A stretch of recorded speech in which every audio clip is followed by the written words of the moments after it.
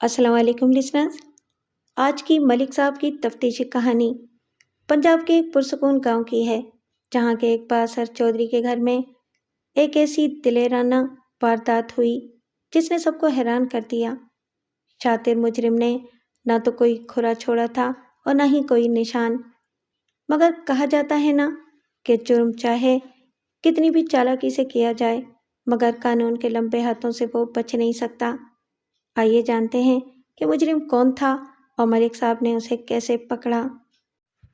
وہ جنوری کی ایک یکبستہ اور ٹھنڈی ٹھار صبح تھی۔ میں تیار ہو کر تھانے پہنچا تو میرے دانت باقاعدہ بج رہے تھے۔ میں اپنے کمرے میں آ کر بیٹھا تو کانسٹیبل منظور حسین نے اطلاع دی، ملک صاحب، چودھری صاحب نے اپنا بندہ بھیجا ہے۔ جب میں اپنے کمرے کی طرف آ رہا تھا تو میں نے برآمدے میں ایک شخص کو کمبل لپیٹے چوبی بینچ پر بیٹھے دیکھا تھا۔ کانسٹیبل یقیناً اسی آدمی کی بات کر رہا تھا۔ اتنی صبح چودھری کو ہماری ضرورت کیوں پیش آ گئی؟ میں نے پوچھا۔ چوری کا معاملہ ہے ملک صاحب۔ ٹھیک ہے، میں نے اسبات میں گردن ہلاتے ہوئے کہا، اسے اندر بھیجو۔ ان دنوں میری تعیناتی ٹوبہ ٹیک سنگھ کے ایک دور دراز تھانے میں تھی۔ چودھری فیاض احمد گاؤں چک چرونجا کا فرما روا تھا اور میں چودھری فیاض سے متعدد بار مل چکا تھا۔ وہ ایک معقول انسان تھا، روایتی چودھریوں کی مانند اس کی گردن کے اندر غرور اور تکبر کا سریا فٹ نہیں تھا۔ کمبل پوش نے چہرے کے سامنے بکل کو ڈھیلا کیا اور مجھے سلام کرنے کے بعد کہا، تھانے دار جی، میں چودھری صاحب کا بندہ ہوں، انہوں نے آپ کو حویلی میں بلایا ہے۔ میں نے کہا، تمہارا نام کیا ہے؟ غلام نبی، اس نے جواب دیا۔ میں نے کہا، چودھری مجھے کیوں بلا رہا ہے؟ حویلی کے اندر سے چودھرائن جی کے سونے کے کنگن چوری ہو گئے ہیں، غلام نبی نے بتایا۔ اسی سلسلے میں چودھری صاحب نے آپ کو بلایا ہے تاکہ آپ کو قیمتی کنگن ڈھونڈ کر دے سکیں۔ چودھری صاحب کی چھوٹی بیٹی کی شادی کی تیاریاں عروج پر ہیں اور اوپر سے یہ واقعہ ہو گیا ہے۔ چودھری صاحب بہت زیادہ پریشان ہیں تھانے دار صاحب۔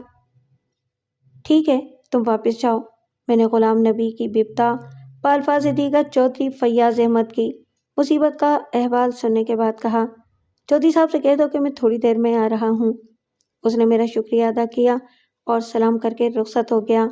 یہ بات میرے علم میں تھی کہ چودھری فیاض کی چھوٹی بیٹی ستارہ و تارو کی شادی ہونے والی تھی۔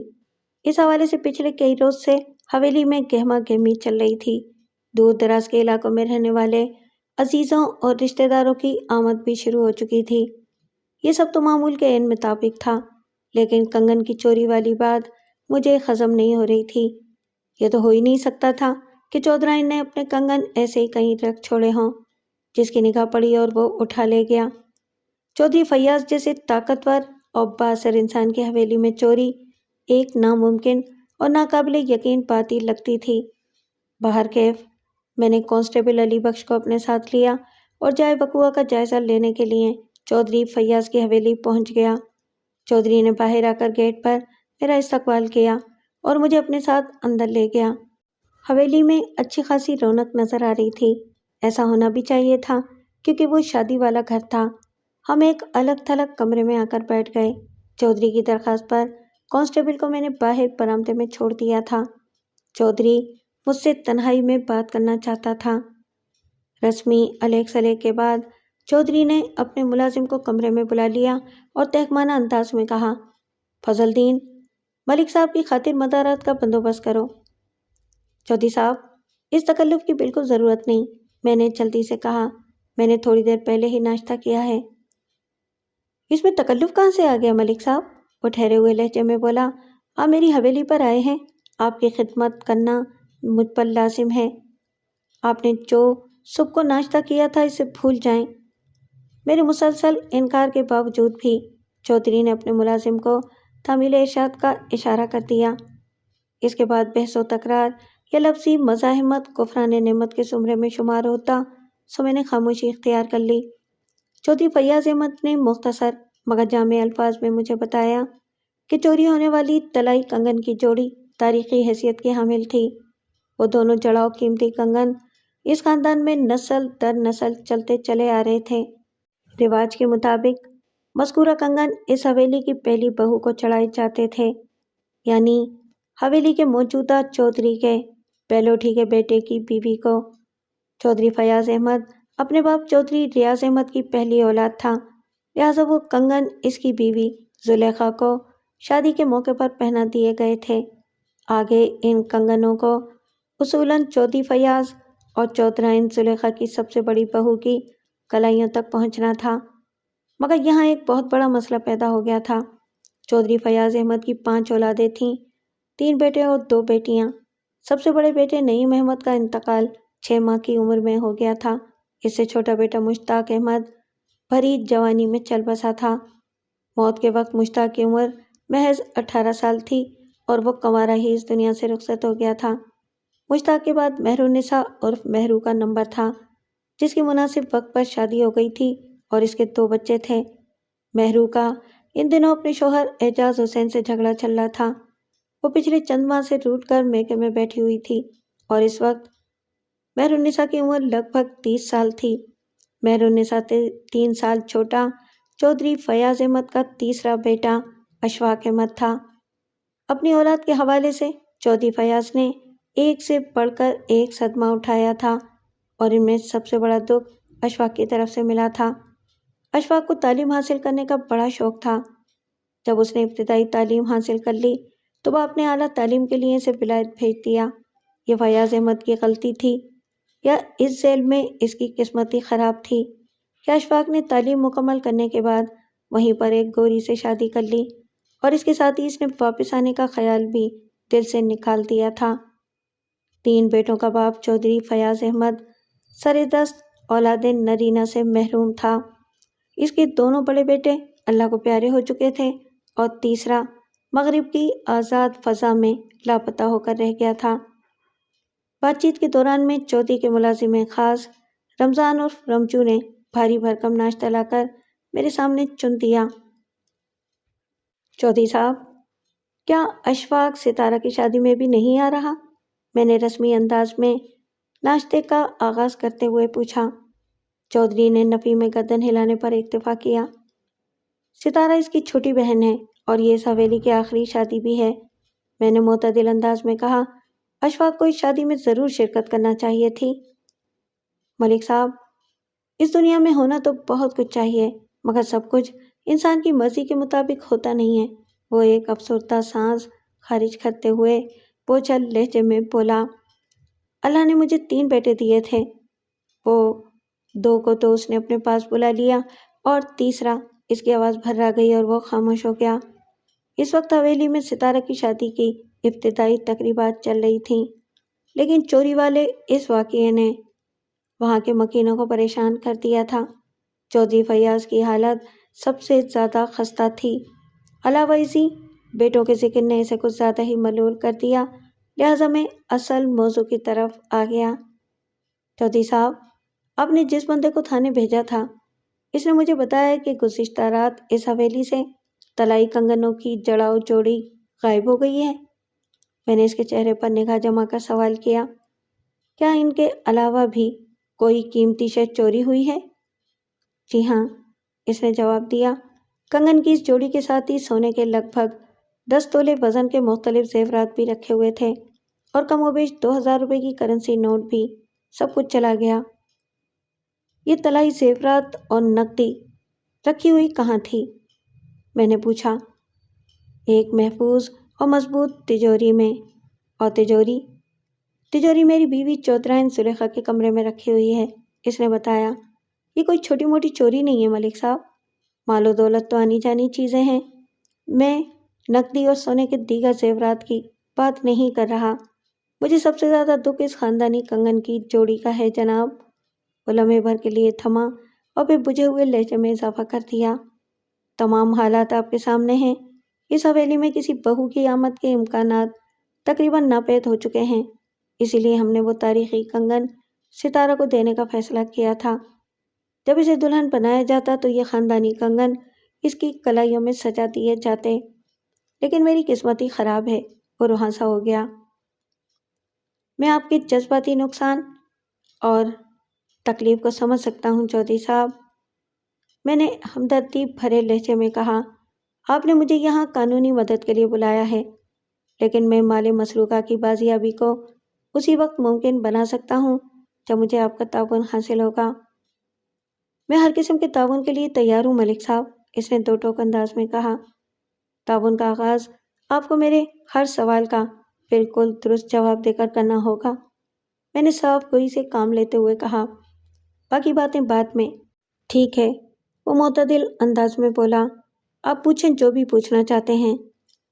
آپ کے بیان کے مطابق تجوری چودھرائن جی کے کمرے میں رکھی ہوئی ہے۔ میں نے اس کی آنکھوں میں دیکھتے ہوئے پوچھا، مجھے بتائیں تجوری کس کس کی رسائی میں تھی؟ میرا مطلب ہے کہ تجوری کو کھولنے کا اختیار کتنے افراد کو حاصل تھا؟ صرف چودھرائن کو، چودھری فیاض نے جواب دیا۔ تجوری کی چابی زلیخا ہی کے پاس رہتی ہے۔ اس چوری کی خبر سب سے پہلے کس کو ہوئی تھی؟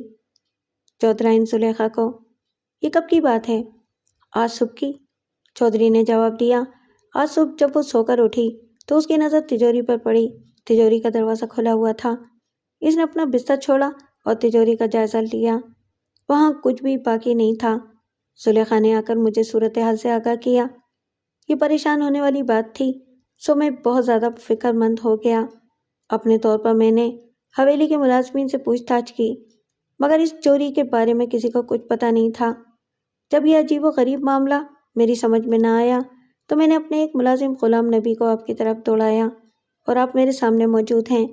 بس مجھے اس سے زیادہ اور کچھ بھی معلوم نہیں ہے ملک صاحب۔ اس وقت آپ کی حویلی میں اچھے خاصے مہمان بھی ٹھہرے ہوئے ہیں۔ میں نے ایک اہم سوال کیا، کیا آپ نے کنگن کی جوڑی اور دیگر زیورات و نقدی کے بارے میں ان لوگوں سے بھی کوئی سوال کیا؟ ابھی تک نہیں۔ کیا وہ اس ناخوشگوار واقعے سے آگاہ ہو چکے ہیں؟ میرا خیال ہے کہ ابھی مہمانوں کو اس حوالے سے کچھ بھی معلوم نہیں ہے، اس نے جواب دیا۔ ہم نے انہیں اس واقعے کے بارے میں کچھ بھی نہیں بتایا۔ چودھرائن کے کمرے میں کون کون آسانی سے جا سکتا تھا؟ میں نے پوچھا۔ مطلب یہ کہ اس کمرے میں بلا اجازت کون داخل ہو سکتا تھا؟ میں اور رجو۔ اور یہ رجو کون ہے؟ میں نے تیز آواز میں استفسار کیا۔ رضیہ عرف رجو زلیخا کی خدمت پر مامور ہے، چودھری فیاض نے بتایا۔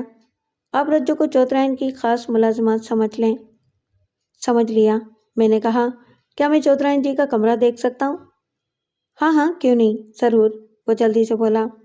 اس گفتگو کے دوران میں نے حسب ضرورت ہلکا پھلکا کھا پی لیا تھا، سو میں اپنی جگہ سے اٹھا اور چودھری کی ہمراہی میں چودھرائن زلیخا کے کمرے کی جانب بڑھ گیا۔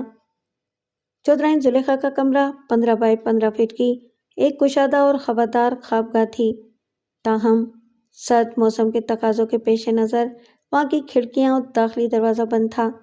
کمرے میں روزمرہ ضرورت کی ہر شے موجود تھی۔ وہ ایک سکون بخش آرام گاہ تھی۔ چودھرائن کو میری آمد کی اطلاع دے دی گئی تھی، لہٰذا وہ گرم بستر کو چھوڑ کر ایک کرسی پر برائے جمان ہو گئی۔ اس کا رنگلا پلنگ کمرے کی مغربی دیوار کے ساتھ لگا ہوا تھا اور اسی دیوار میں قدرے بلندی پر بنی محراب میں وہ آہنی تجوری رکھی ہوئی تھی جس کے معائنے کے لیے میں وہاں پہنچا تھا۔ آہنی تجوری ہر لحاظ سے مضبوط تھی اور اسے کھولنے کا صرف ایک ہی ذریعہ تھا، یعنی چابی۔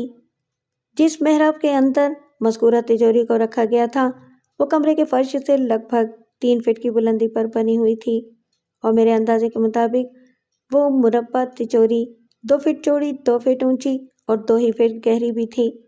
میں نے تجوری کو کھول کر اس کے اندرون کا جائزہ لیا، لیکن مجھے کوئی ایسا واضح اشارہ نہ مل سکا جو چوری کی اس واردات پر روشنی ڈال سکتا ہو۔ اس زمانے میں فنگر پرنٹس وغیرہ اٹھانے کا رواج عام نہیں ہوا تھا۔ میں نے فیاض احمد کو مخاطب کرتے ہوئے کہا، چودھری صاحب، میں تنہائی میں چودھرائن جی سے بات کرنا چاہتا ہوں، اگر آپ کو برا محسوس نہ ہو تو۔ ملک صاحب، میں نے ہمیشہ قانون اور قانون کے رکھوالوں کا احترام کیا ہے، وہ معتدل انداز میں بولا۔ آپ ہماری مدد کرنے آئے ہیں، آپ نے چودھرائن جی سے جو بھی پوچھنا ہے ضرور پوچھیں، میں کمرے سے باہر جا رہا ہوں۔ میں نے اس کے تعاون کا شکریہ ادا کیا۔ اس نے میرے لیے ایک کرسی منگوائی اور وہاں سے چلا گیا۔ اب میں زلیخا کے سامنے بیٹھا ہوا تھا۔ چودھرائن کی عمر کا تخمینہ میں نے 55 के आसपास लगाया। वो एक दराज कामत और भरे हुए जिस्म की मालिक बारोब खातून थी।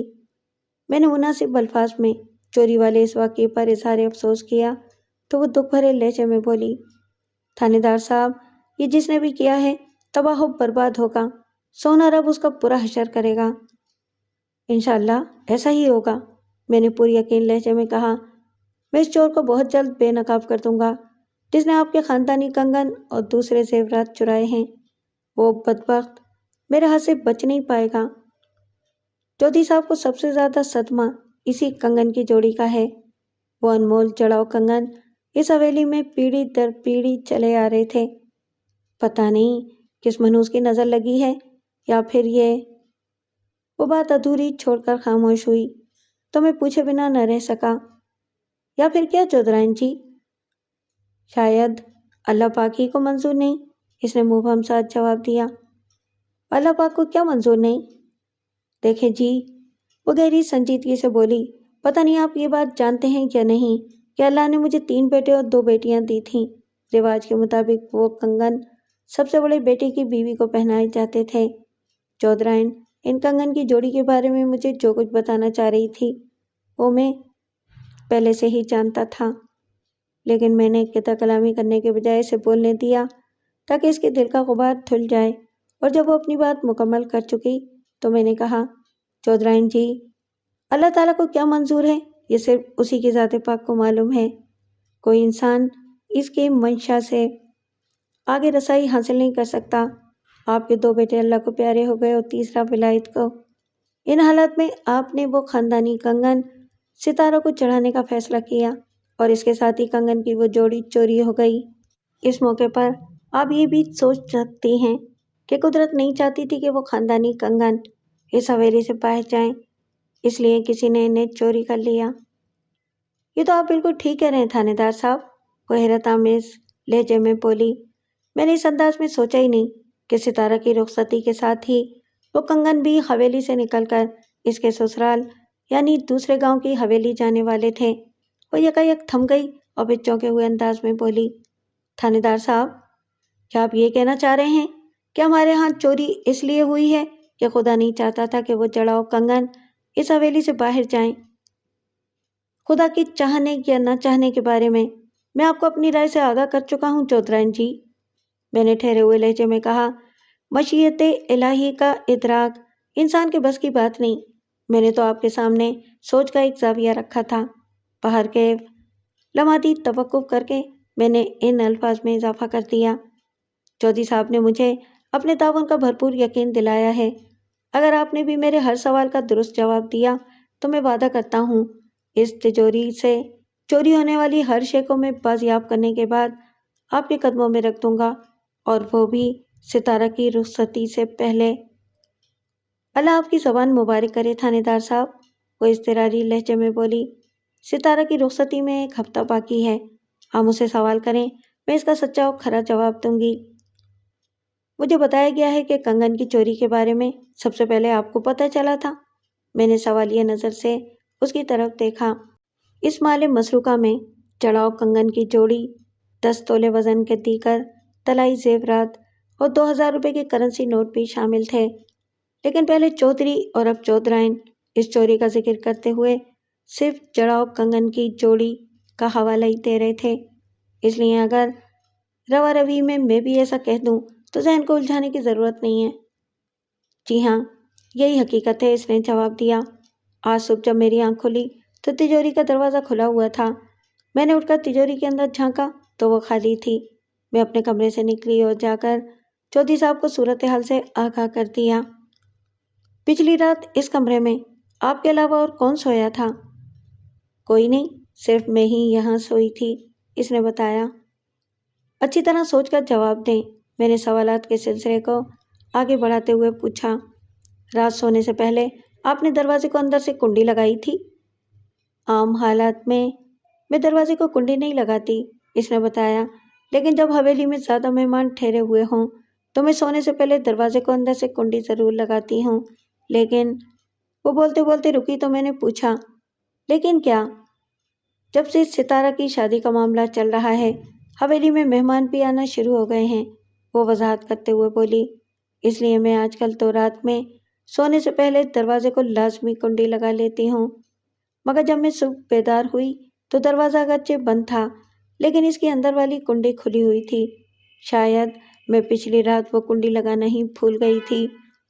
چودھرائن واقعتاً کنڈی لگانا بھول گئی تھی یا چور نے خود ہی کسی ترکیب سے وہ دروازہ کھول کر زلیخا کی نیند کے دوران میں تجوری کا صفایا کر دیا تھا؟ اس بارے میں سرے دست دعوے کے ساتھ کچھ نہیں کہا جا سکتا تھا۔ ویسے میں نے چودھرائن کی خوابگاہ والی کھڑکیوں کو بھی اچھی طرح چیک کیا تھا۔ کھڑکیوں کی تمام چرخنیاں اندر سے لگی ہوئی تھیں، یعنی نامعلوم چور دروازے کے راستے ہی اندر گھسا تھا اور اپنا کام کر کے چلتا بنا تھا۔ کیا کبھی ایسا بھی ہوا؟ میں نے چودھرائن کے چہرے پر نگاہ جما کر سوال کیا۔ آپ کے سو جانے کے بعد کوئی کسی کام سے کمرے کے اندر آیا ہو؟ میرا مطلب ہے کہ چودھری صاحب یا پھر آپ کی خاص ملازمات رچو۔ یہ بات میں اس لیے کہہ رہا ہوں کہ آپ کے بیان کے مطابق عام دنوں میں جب کہ حویلی کے اندر مہمان وغیرہ نہ ٹھہرے ہوئے ہوں تو رات سونے سے پہلے آپ اپنے کمرے کے دروازے کو اندر سے کنڈی لگانے کی ضرورت محسوس نہیں کرتی۔ آپ نے تھوڑی دیر پہلے مجھے یہی بتایا ہے نا؟ اس نے اس بات میں گردن ہلائی اور میرے طویل سوال کا مختصر جواب دیتے ہوئے کہا، نہیں، جب ایک بار میں سو جاؤں تو پھر کوئی میرے کمرے کے اندر قدم نہیں رکھتا۔ پچھلی رات سب سے آخر میں یہاں کون آیا تھا؟ رچو، زلیخا نے بتایا۔ وہ کس کام سے آئی تھی؟ رات کو سونے سے پہلے میں نیم گرم دودھ پینے کی عادی ہوں، اس نے وضاحت کرتے ہوئے بتایا، اور یہ کام میری خادمہ رضیہ عرف رجو ہی روزانہ کرتی ہے۔ اس نے مجھے دودھ کا گلاس دیا اور شب بخیر کہہ کر میرے کمرے سے نکل گئی۔ میں نے دودھ پیا اور سونے کے لیے بستر پر لیٹ گئی اور پھر جلدی مجھے نیند آ گئی۔ آپ نے دودھ پینے سے پہلے یا بعد میں کمرے کے دروازے کو اندر سے کنڈی لگائی تھی یا نہیں؟ اس بارے میں آپ وثوق سے کچھ نہیں کہہ سکتی، آپ نے یہی بیان دیا ہے نا؟ جی ہاں۔ اس نے اس بات میں سر ہلا دیا۔ آپ کے تعاون کا بہت بہت شکریہ چودھرائن جی، میں نے کرسی سے اٹھ کر کھڑے ہوتے ہوئے کہا۔ اگر مجھے کچھ اور یاد آ گیا تو میں دوبارہ آپ کو زحمت دوں گا، اب تک کے لیے بس اتنا ہی کافی ہے۔ جی ٹھیک ہے، وہ بھی اٹھ کر کھڑی ہو گئی۔ کمرے سے نکلنے سے پہلے ایک فوری خیال کے تحت میں نے زلیخا بی بی سے پوچھ لیا، کیا میں اس گلاس کو دیکھ سکتا ہوں جس میں پچھلی رات آپ نے دودھ پیا تھا؟ وہ گلاس تو رچو صبح یہاں سے اٹھا کر باورچی خانے میں لے گئی تھی، اس نے بتایا۔ اب تک وہ گلاس دوسرے برتنوں کے ساتھ دھل دھلا بھی گیا ہوگا۔ میں نے بلا سوچے سمجھے پوچھ لیا، رات کو سونے سے پہلے نیم گرم دودھ پینے سے نیند بہت اچھی آتی ہے نا؟ جی بالکل، وہ تائیدی انداز میں گردن ہلاتے ہوئے بولی۔ اللہ کا شکر ہے تھانے دار صاحب، میں بڑی گہری اور پرسکون نیند سوتی ہوں، پتہ ہی نہیں چلتا کہ رات کب اور کیسے گزر گئی۔ میں چودھرائن کے کمرے سے نکل کر چودھری کے پاس آ گیا۔ اگر مجھے وہ گلاس مل جاتا جس میں گزشتہ شب چودھرائن نے دودھ پیا تھا تو میں اسے لیبارٹری بھجوا کر اس بات کی تصدیق کر سکتا تھا کہ اس رات زلیخا نے اپنے معمول کے مطابق سادہ نیم گرم دودھ ہی پیا تھا یا اس کے اندر کچھ ایسا بھی ملا ہوا تھا جس نے چودھرائن کو کچھ زیادہ ہی گہری نیند سلا دیا تھا۔ بہرحال مذکورہ گلاس میسر نہیں تھا، چنانچہ میں نے اپنی تفتیش کو اس کے بغیر ہی آگے بڑھا دیا تھا۔ میں نے چودھری فیاض کو اس گفتگو کے بارے میں بتایا جو میرے اور زلیخا کے بیچ ہوئی تھی۔ اس نے میری بات کو توجہ سے سنا اور جواب میں کہا، ملک صاحب، زلیخا ٹھیک کہتی ہے، جب ہماری حویلی میں زیادہ لوگ ٹھہرے ہوئے ہوں تو وہ رات کو سونے سے پہلے دروازے کو اندر سے کنڈی ضرور لگاتی ہے۔ بس آپ اسے ایک قسم کی احتیاطی سمجھ لیں۔ میں دیکھ رہا ہوں کہ آپ اپنے گھریلو ملازمین پر بہت زیادہ بھروسہ کرتے ہیں، میں نے ٹٹولنے والے انداز میں کہا۔ جب حویلی میں مہمان قیام پذیر نہ ہوں تو پھر آپ کی بیگم صاحبہ کو کسی احتیاطی تدبیر کی ضرورت محسوس نہیں ہوتی، میں ٹھیک کہہ رہا ہوں نا؟ سولہانے ٹھیک ہے جناب، وہ تائیدی انداز میں گردن ہلاتے ہوئے بولا۔ ہمارے سارے ہی ملازم سالہ سال کے آزمائے ہوئے ہیں، میں انہیں گھر کے فردی کی طرح سمجھتا ہوں اور انہوں نے کبھی مجھے دھوکہ بھی نہیں دیا۔ اس لیے ان پر تو شک کا سوال ہی نہیں اٹھتا۔ لیکن میں اپنے پیشہ ورانہ فرائض کے سامنے مجبور ہوں چودھری صاحب، میں نے دو ٹوک انداز میں کہا۔ پولیس کی گاڑی تفتیش کی شک کے پیٹرول سے چلتی ہے، سو مجھے اپنے طریقے سے یہ کارروائی کرنا ہوگی۔ لمحاتی توقف کر کے میں نے ایک گہری سانس خارج کی اور پھر کہا، آپ مجھے بتائیں کہ حویلی میں ملازمین کی تعداد کتنی ہے اور وہ کیا کیا کام کرتے ہیں؟ مجھے ان سب سے پوچھ تاچھ کرنا ہوگی۔ جی ضرور، کیوں نہیں، وہ تعاون آمیز لہجے میں بولا۔ اس حویلی میں کل 7 ملازم کام کرتے ہیں، جن میں 4 مرد اور 3 عورتیں ہیں۔ مردوں کے نام رمضان عرف رمجو، فضل الدین عرف فضلو، کرامت علی عرف کرامہ اور غلام نبی عرف گامہ ہیں، جبکہ عورتوں کے نام خالدہ، شہناز اور رضیہ عرف رجو ہیں۔ اب میں آپ کو ان سب کی ذمہ داریوں کے بارے میں بتانا چاہتا ہوں۔ وہ سانس ہموار کرنے کی غرض سے تھما اور پھر بولا، شہناز اور خالدہ باورچی خانے کو سنبھالتی ہیں، کھانا پکانے سے لے کر برتن دھونے تک ہر چھوٹا بڑا کام ان کے ذمے ہے۔ رجو چودھرائن جی کے لیے مخصوص ہے، وہ بس زلیخا ہی کی خدمت میں لگی رہتی ہے۔ مردوں میں گامہ اوپر کے مختلف کام کرتا ہے، آپ کو بلانے کے لیے میں نے اسی کو تھانے بھیجا تھا۔ فضلو میری زمینوں اور فصلوں وغیرہ کا حساب رکھتا ہے۔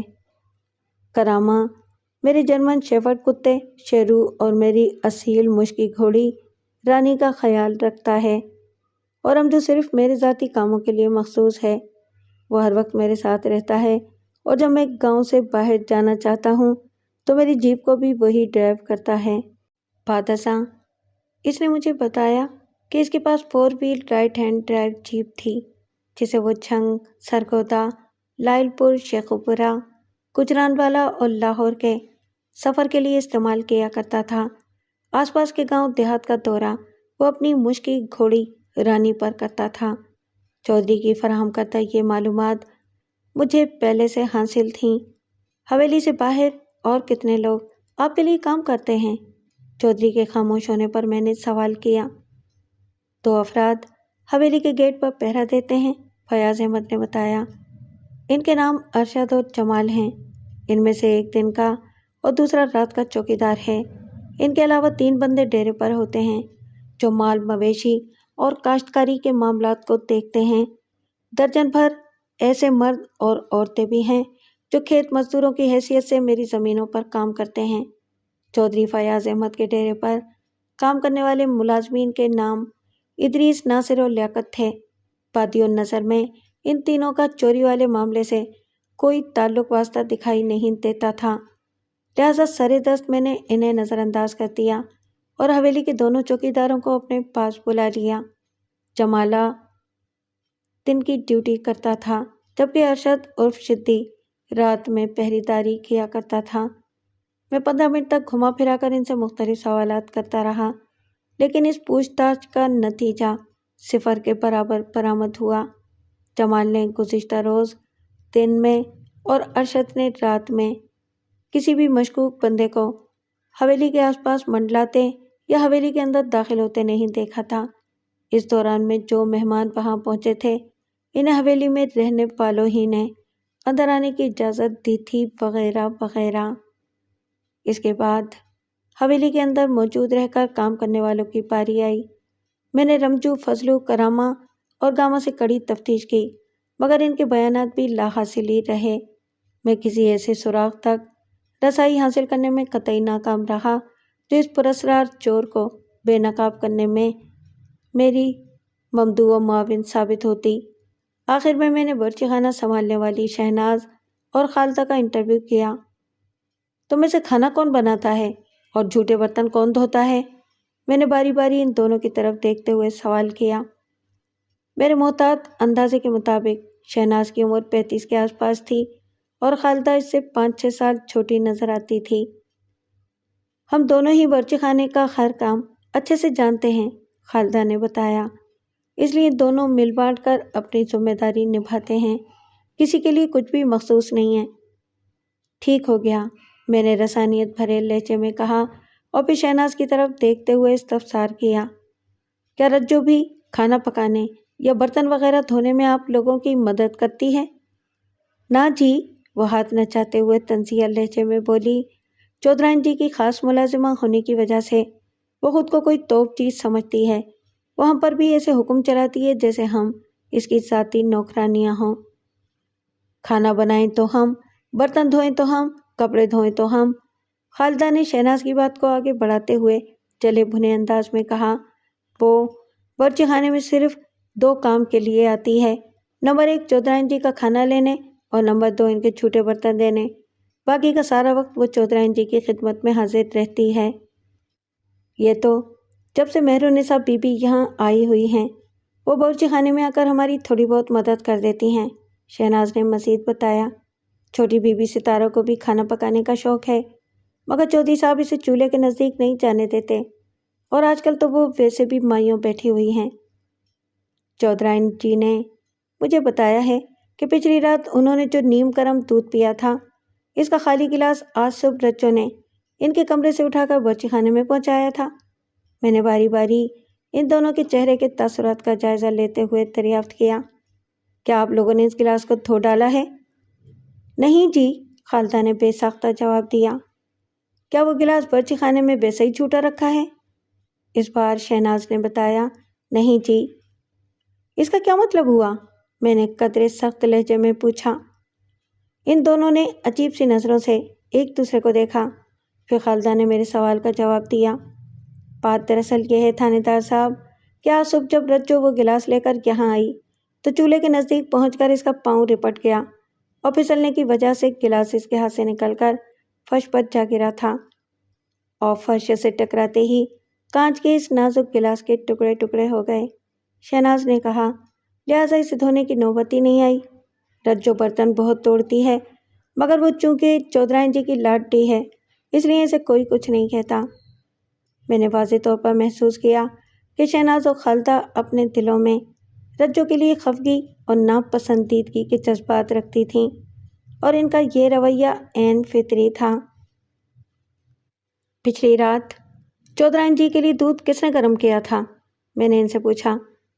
پتہ نہیں کیوں میرے دماغ کے کسی گوشے میں یہ شک پناہ گزین ہو چکا تھا کہ گزشتہ رات زلیخا بی بی نے جو نیم گرم دودھ پیا تھا، اس میں ضرور ایسا کچھ ملا ہوا تھا کہ گہری نیند کے باعث چودھرائن کو چوری کی اس پراسرار واردات کی متعلق خبر نہیں ہو سکی تھی۔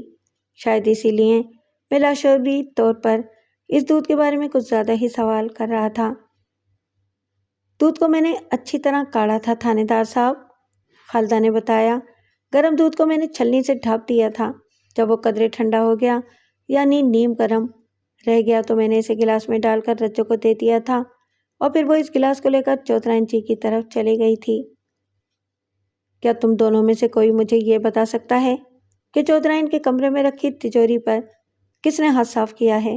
میں نے باری باری ان کے چہروں کے تاثرات کا جائزہ لیتے ہوئے استفسار کیا۔ پچھلی رات اس حویلی میں ایک چوری ہوئی ہے، اور اس سنگین واردات کے بارے میں کوئی کچھ نہیں جانتا۔ یہ خاصی عجیب سی بات نہیں ہے؟ ہمیں بھی اس واردات کا آج صبح پتہ چلا ہے جی، شہناز نے کہا۔ آپ کے آنے سے پہلے ہم سب سے پوچھ پرتیت کی گئی ہے، لیکن کوئی کیا بتاتا؟ کسی کو کچھ پتہ ہی نہیں ہے تھانے دار صاحب۔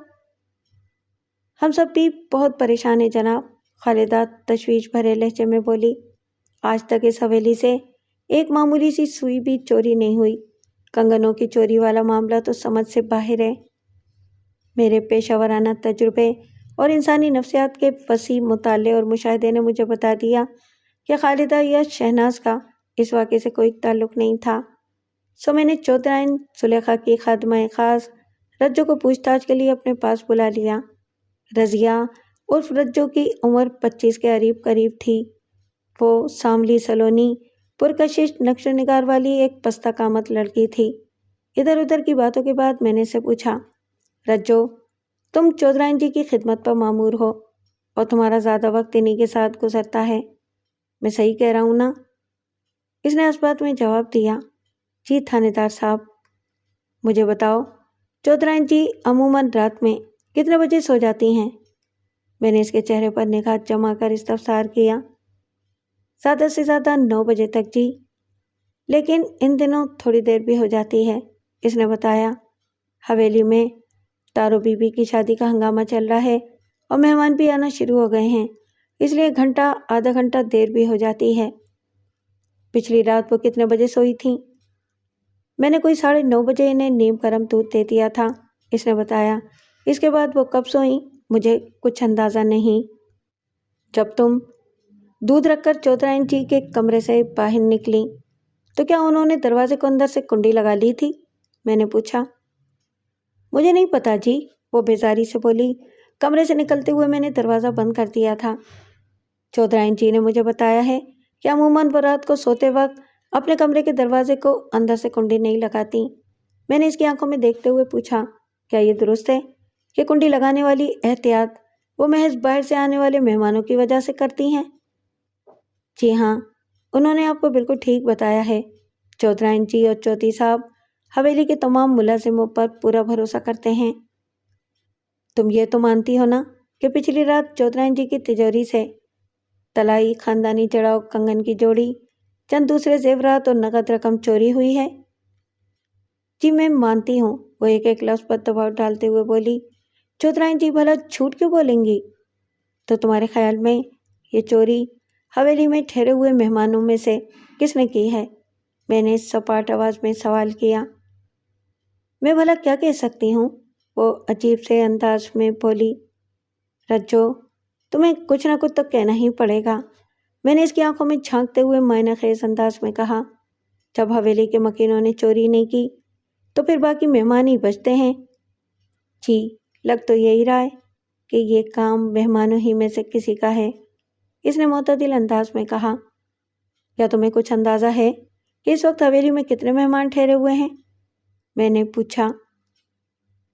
میں نے گنا تو نہیں تھانے دار صاحب، وہ پرسوچ انداز میں بولی۔ میرے خیال میں کوئی 8-10 عورتیں اور 13-14 مرد ہوں گے۔ ٹھیک ہے، تم نے نہیں گنا تو میں گن لوں گا، میں نے سرسری انداز میں کہا۔ تم نے مجھ سے اچھا تعاون کیا ہے۔ میرے جانے کے بعد اگر تمہیں کچھ یاد آ جائے تو چوتھی صاحب کو بتا دینا، میں کل صبح دوبارہ آؤں گا۔ جی ٹھیک ہے، وہ فرما برداری سے بولی۔ اور ہاں، میں نے اسے تیز نظر سے گھورتے ہوئے کہا، کانچ کے برتنوں کو احتیاط کے ساتھ اٹھایا کرو، میں نے سنا ہے کہ تم برتن بہت توڑتی ہو۔ اس کے چہرے پر ایک رنگ سا آ کر گزر گیا۔ میں نے پوچھا، تم چودھرائن زلیخا کے بہت قریب ہو، کیا تمہیں معلوم ہے کہ وہ تجوری کی چابی کہاں رکھتی ہیں؟ مذکورہ تجوری کو توڑا نہیں گیا تھا، بلکہ اسے کھولنے کے بعد اندر سے صفایا کیا گیا تھا، لہٰذا تجوری کو کھولنے اور بند کرنے والی چابی کی وقوع پذیری پر درجن بھر سوال پوچھے جا سکتے تھے۔ رجو نے بتایا، چودھرائن جی تجوری کی چابی کو کالے بٹوے میں رکھتی ہیں۔ اور وہ کالا بٹوا کہاں ہوتا ہے؟ چودھرائن جی کے سرہانے کے نیچے۔ کیا چودھرائن ہمیشہ خود ہی تجوری کھولا کرتی تھی؟ جی، اس نے اس بات میں گردن ہلائی اور بتایا، یا پھر کبھی کبھار چوتھی صاحب بھی تجوری کھول لیا کرتے تھے۔ کیا کبھی تمہیں تجوری کھولنے کا موقع ملا؟ رجو کے چہرے پر گھبراہٹ کے اثرات نمودار ہوئے۔ وہ اضطراری لہجے میں بولی، یہ آپ کیا کہہ رہے ہیں تھانے دار صاحب؟ میں بھلا کیوں اس تجوری کو کھولوں گی؟ تم غلط سمجھ رہی ہو رجو، میں نے وضاحت کرتے ہوئے معتدل انداز میں کہا۔ میرا مطلب یہ تھا کہ کیا کبھی چودھرائن جی نے تمہیں تجوری کھولنے کا حکم دیا تھا، یعنی تمہارے ہاتھ سے تجوری کھلوائی تھی؟ نہ جی، کبھی نہیں، وہ اپنے سر کو نفی میں حرکت دیتے ہوئے بولی۔ آپ نے تو مجھے ڈرا ہی دیا تھا، میں سمجھی شاید آپ میری نیت پر شک کر رہے ہیں۔ پولیس کا کام شک سے شروع ہو کر شک پر ہی ختم ہوتا ہے رجو، میں نے اس کی آنکھوں میں دیکھتے ہوئے معنی خیز انداز میں کہا۔ بہر کیف اگر تم چوری کی اس واردات میں ملوث نہیں ہو تو تمہیں پریشان ہونے کی بالکل ضرورت نہیں ہے۔ اس کی سانس میں سانس آئی اور چہرے پر اطمینان جھلکنے لگا۔ میں نے رجو کو فارغ کر دیا اور ایک بار پھر چودھری فیاض احمد کے پاس آ گیا۔ 10 تولے سونے کے زیورات، جڑاؤ طلائی کنگن کی چوڑی اور 2000 روپے کے کرنسی نوٹ کو آپ کوئی معمولی چوری یا ڈکیتی نہ سمجھیں۔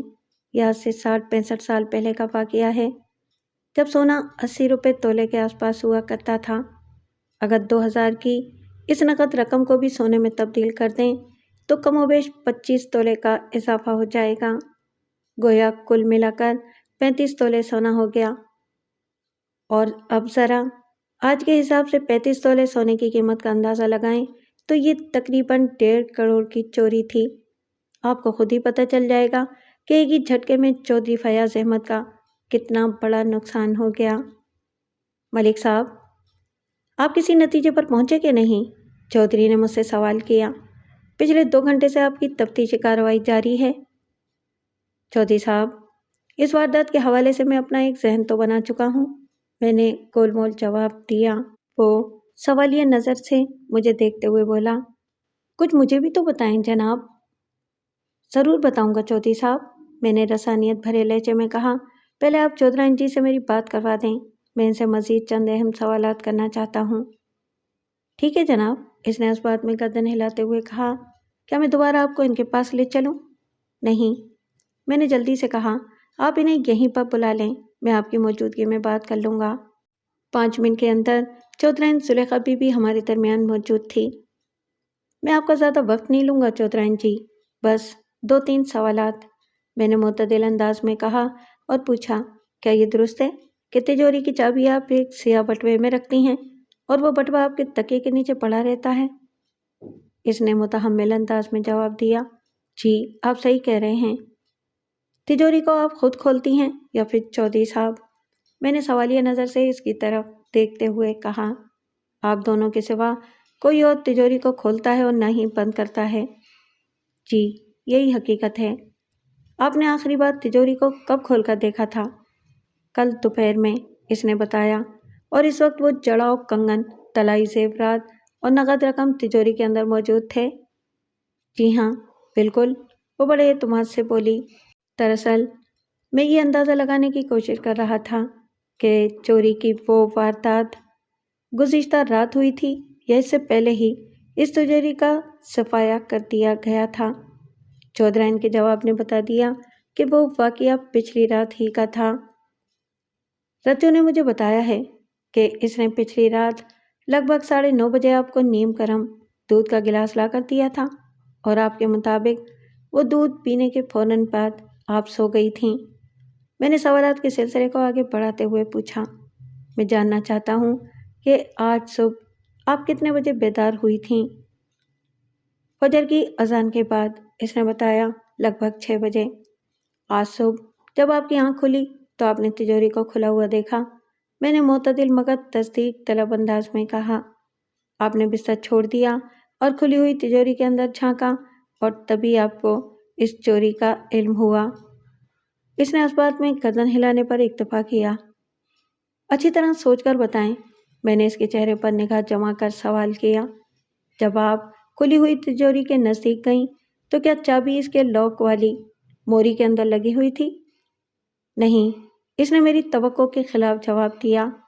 وہ چابی تو اس وقت بھی میرے کالے بٹوے میں ہی رکھی ہوئی تھی۔ بے ساختہ میرے منہ سے نکلا، اس سے تو یہی ظاہر ہوتا ہے کہ نامعلوم چور نے کسی ڈپلیکیٹ چابی کا استعمال کر کے تجوری کو کھولا تھا۔ چودھری نے میرے خیال کی تائید کرتے ہوئے کہا، مجھے بھی ایسا ہی لگ رہا ہے ملک صاحب۔ چودھرائن جی، میں نے دوبارہ زلیخا بی بی کی جانب متوجہ ہوتے ہوئے پوچھا، جب آپ نے کل دوپہر میں تجوری کو چیک کیا تو اس کے اندر کا حال ٹھیک ٹھاک تھا؟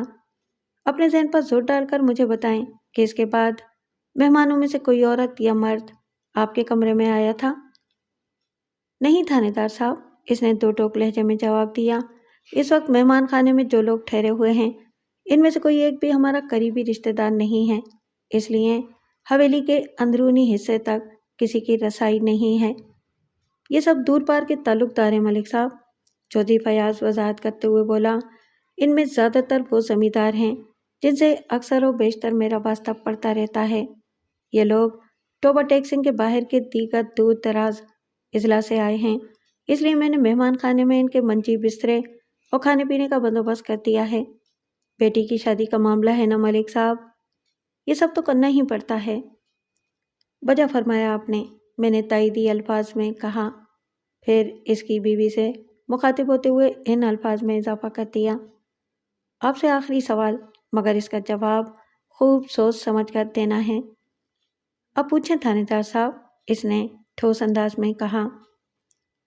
कल रात रज्जो से पहले आपके कमरे में कौन आया था? मेरा मतलब है कि दोपहर के बाद से आपके सोने तक रज्जो के अलावा। 3-4 चक्कर तारों ने लगाए थे। एक बार चौधरी साहब आए थे और मगरिब की नमाज के बाद 4:15 या 5:30 बजे महरू अपनी छोटी बेटी आबदा को लेकर आई थी। सुलेखा बीबी ने मुतदिल अंदाज में जवाब दिया। आबदा काफ़ी देर से रो रही थी और महरू इसे मुझसे दम कराने लाई थी। अल्लाह के फजल से मैं 5 वक्ता नमाजी हूँ। इस सख्त तरीन सर्दी में भी मेरी फजर की नमाज कभी कज़ा नहीं हुई। माशाअल्लाह, मैंने सताइशी अंदाज में कहा। मैंने मगरिब की नमाज अदा करने के बाद आबदा को फूंक मारी। इसके बाद मैं और महरू तारों की शादी के बारे में बात करने लगे। चौधराइन ने मज़ीद बताया, अगर कभी भी मेरा छोटा बेटा चौधरी अशफाक अहमद बिलाई से वापस आकर यहाँ आबाद न हुआ और इसने हमारी मर्जी की शादी न की तो समझ लें कि ये इस हवेली की आखिरी शादी साबित होगी। इसलिए हम सितारा के लिए ज़्यादा बेचैन हैं और हमने वो ख़ानदानी जड़ाव कंगन भी इसी को देने का फ़ैसला कर लिया था, मगर इसकी आवाज़ रुंध गई। मैंने इससे मज़ीद कोई सवाल नहीं किया। जब चौधराइन हमारे पास से उड़कर चली गई तो चौधरी फैयाज़ ने सवालिया नज़र से मुझे देखा और पूछा, अब आप क्या कहते हैं मलिक साहब? पहले मैं आपके मेहमान खाने को देखना चाहूँगा, मैंने एक फौरी ख्याल के तहत कहा। फिर आपके सवाल का जवाब भी दूंगा चौधरी साहब। जैसे आपकी मर्जी मलिक साहब, इसने ताउन आमेज़ लहजे में कहा और फिर बाआवाज़ बुलंद अपने मुलाजिम खास को पुकारा, रमजू, सरा इधर आना। रमज़ान उर्फ रमजू किसी चिरागी जिन के मानिंद फ़ौरन से बेशतर हाजिर हो गया। चौधरी ने इसे कुछ हिदायत दी, फिर मेरे साथ मेहमान खाने की जानिब रवाना कर दिया। रमजू की उम्र 45 के करीब थी। वो एक सेहतमंद, ज़ेरिक, होशियार और चाकू चौबंद शख्स था और इसे होना भी चाहिए था। वो बैक वक्त चौधरी के लिए कई एक खिदमत अंजाम दिया करता था। मेहमान खाना दरअसल 2 बड़े साइज़ के हालनुमा कमरों पर मुश्तमिल था। एक कमरे को आप जनान खाना और दूसरे को मर्दान खाना समझ लें। हर कमरे में कमोबेश 50 अफराद के लिए मंजी बिस्तरे लगे हुए थे, यानी बैक वक्त वहाँ 100 के करीब मेहमानों को ठहराया जा सकता था। लेकिन अभी वो कमरे आधे से ज़्यादा खाली पड़े हुए थे। मर्दान खाने में मुझे कुल 12 अफराद दिखाई दिए। इनमें 4 तो ताश खेल रहे थे, बाकी मांदा में चंद मूंगफलियाँ खा रहे थे, कुछ आग ताप रहे थे और 2-3 चारपाइयों पर आंखें बंद किए सो रहे थे। जनान खाने में सिर्फ 8 औरतें नजर आईं। वो आपस में गपशप कर रही थीं। मैंने इन पर सरसरी सी निगाह डाली और रमजू के साथ वापस हो लिया। एक बात मैंने ख़ास तौर पर नोट की थी कि इन मर्दों जन में से कोई भी मुझे यानी एक पुलिस वाले को अपने सामने देखकर चौंका था और नहीं घबराया था। जो मर्द इस वक्त सो रहे थे, इनके बारे में राय ज़नी करना मुश्किल था। अगरचे वो मेहमान खाना हवेली की 4 दीवारी के अंदर ही बना हुआ था, लेकिन हवेली की असल रिहायशी इमारत से वो लगभग 100 गज के फासले पर मरकज़ी गेट के नज़दीक वाक़ था। मैं रमजू की हमराही में एक बार फिर चौधरी फयाज़ अहमद के रूबरू पहुँच गया। मेरा ख्याल है कि अब तो आपको कुछ कह ही देना चाहिए, चौधरी ने गहरी संजीदगी से कहा। अगर मैं गलत नहीं तो आप इस मामले की तह में पहुँच चुके हैं। मैं ठीक कह रहा हूँ ना जनाब? जी चौधरी साहब, आपका अंदाज़ा बिल्कुल दुरुस्त है, मैंने तायदी अंदाज में गर्दन हिलाते हुए कहा। मैं सरे दस्त जिस इम्कानी नतीजे पर पहुंचा हूँ, इसके कई एक पहलू हैं। मैं इन नुकात को बारी बारी आपके सामने रखता हूँ।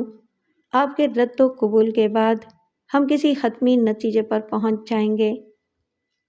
जी ठीक है, वो हमतन गोश हो गया। इम्कान नंबर 1, मैंने ठहरे हुए लहजे में कहा, चोरी सिरे से हुई ही नहीं। ये आपने किस किस्म की बात कर दी मलिक साहब? वो बेयकीनी से मुझे तकते हुए बोला। मैं इस इम्कान को रद्द करता हूँ, क्योंकि हकीकत तो यही है कि चोरी हुई है। ठीक है, तो चोरी हुई है, मैंने अपनी बात जारी रखते हुए कहा। इम्कान नंबर 2 ये कहता है कि चोर बाहर से नहीं आया, वो पहले से ही हवेली के अंदर मौजूद था।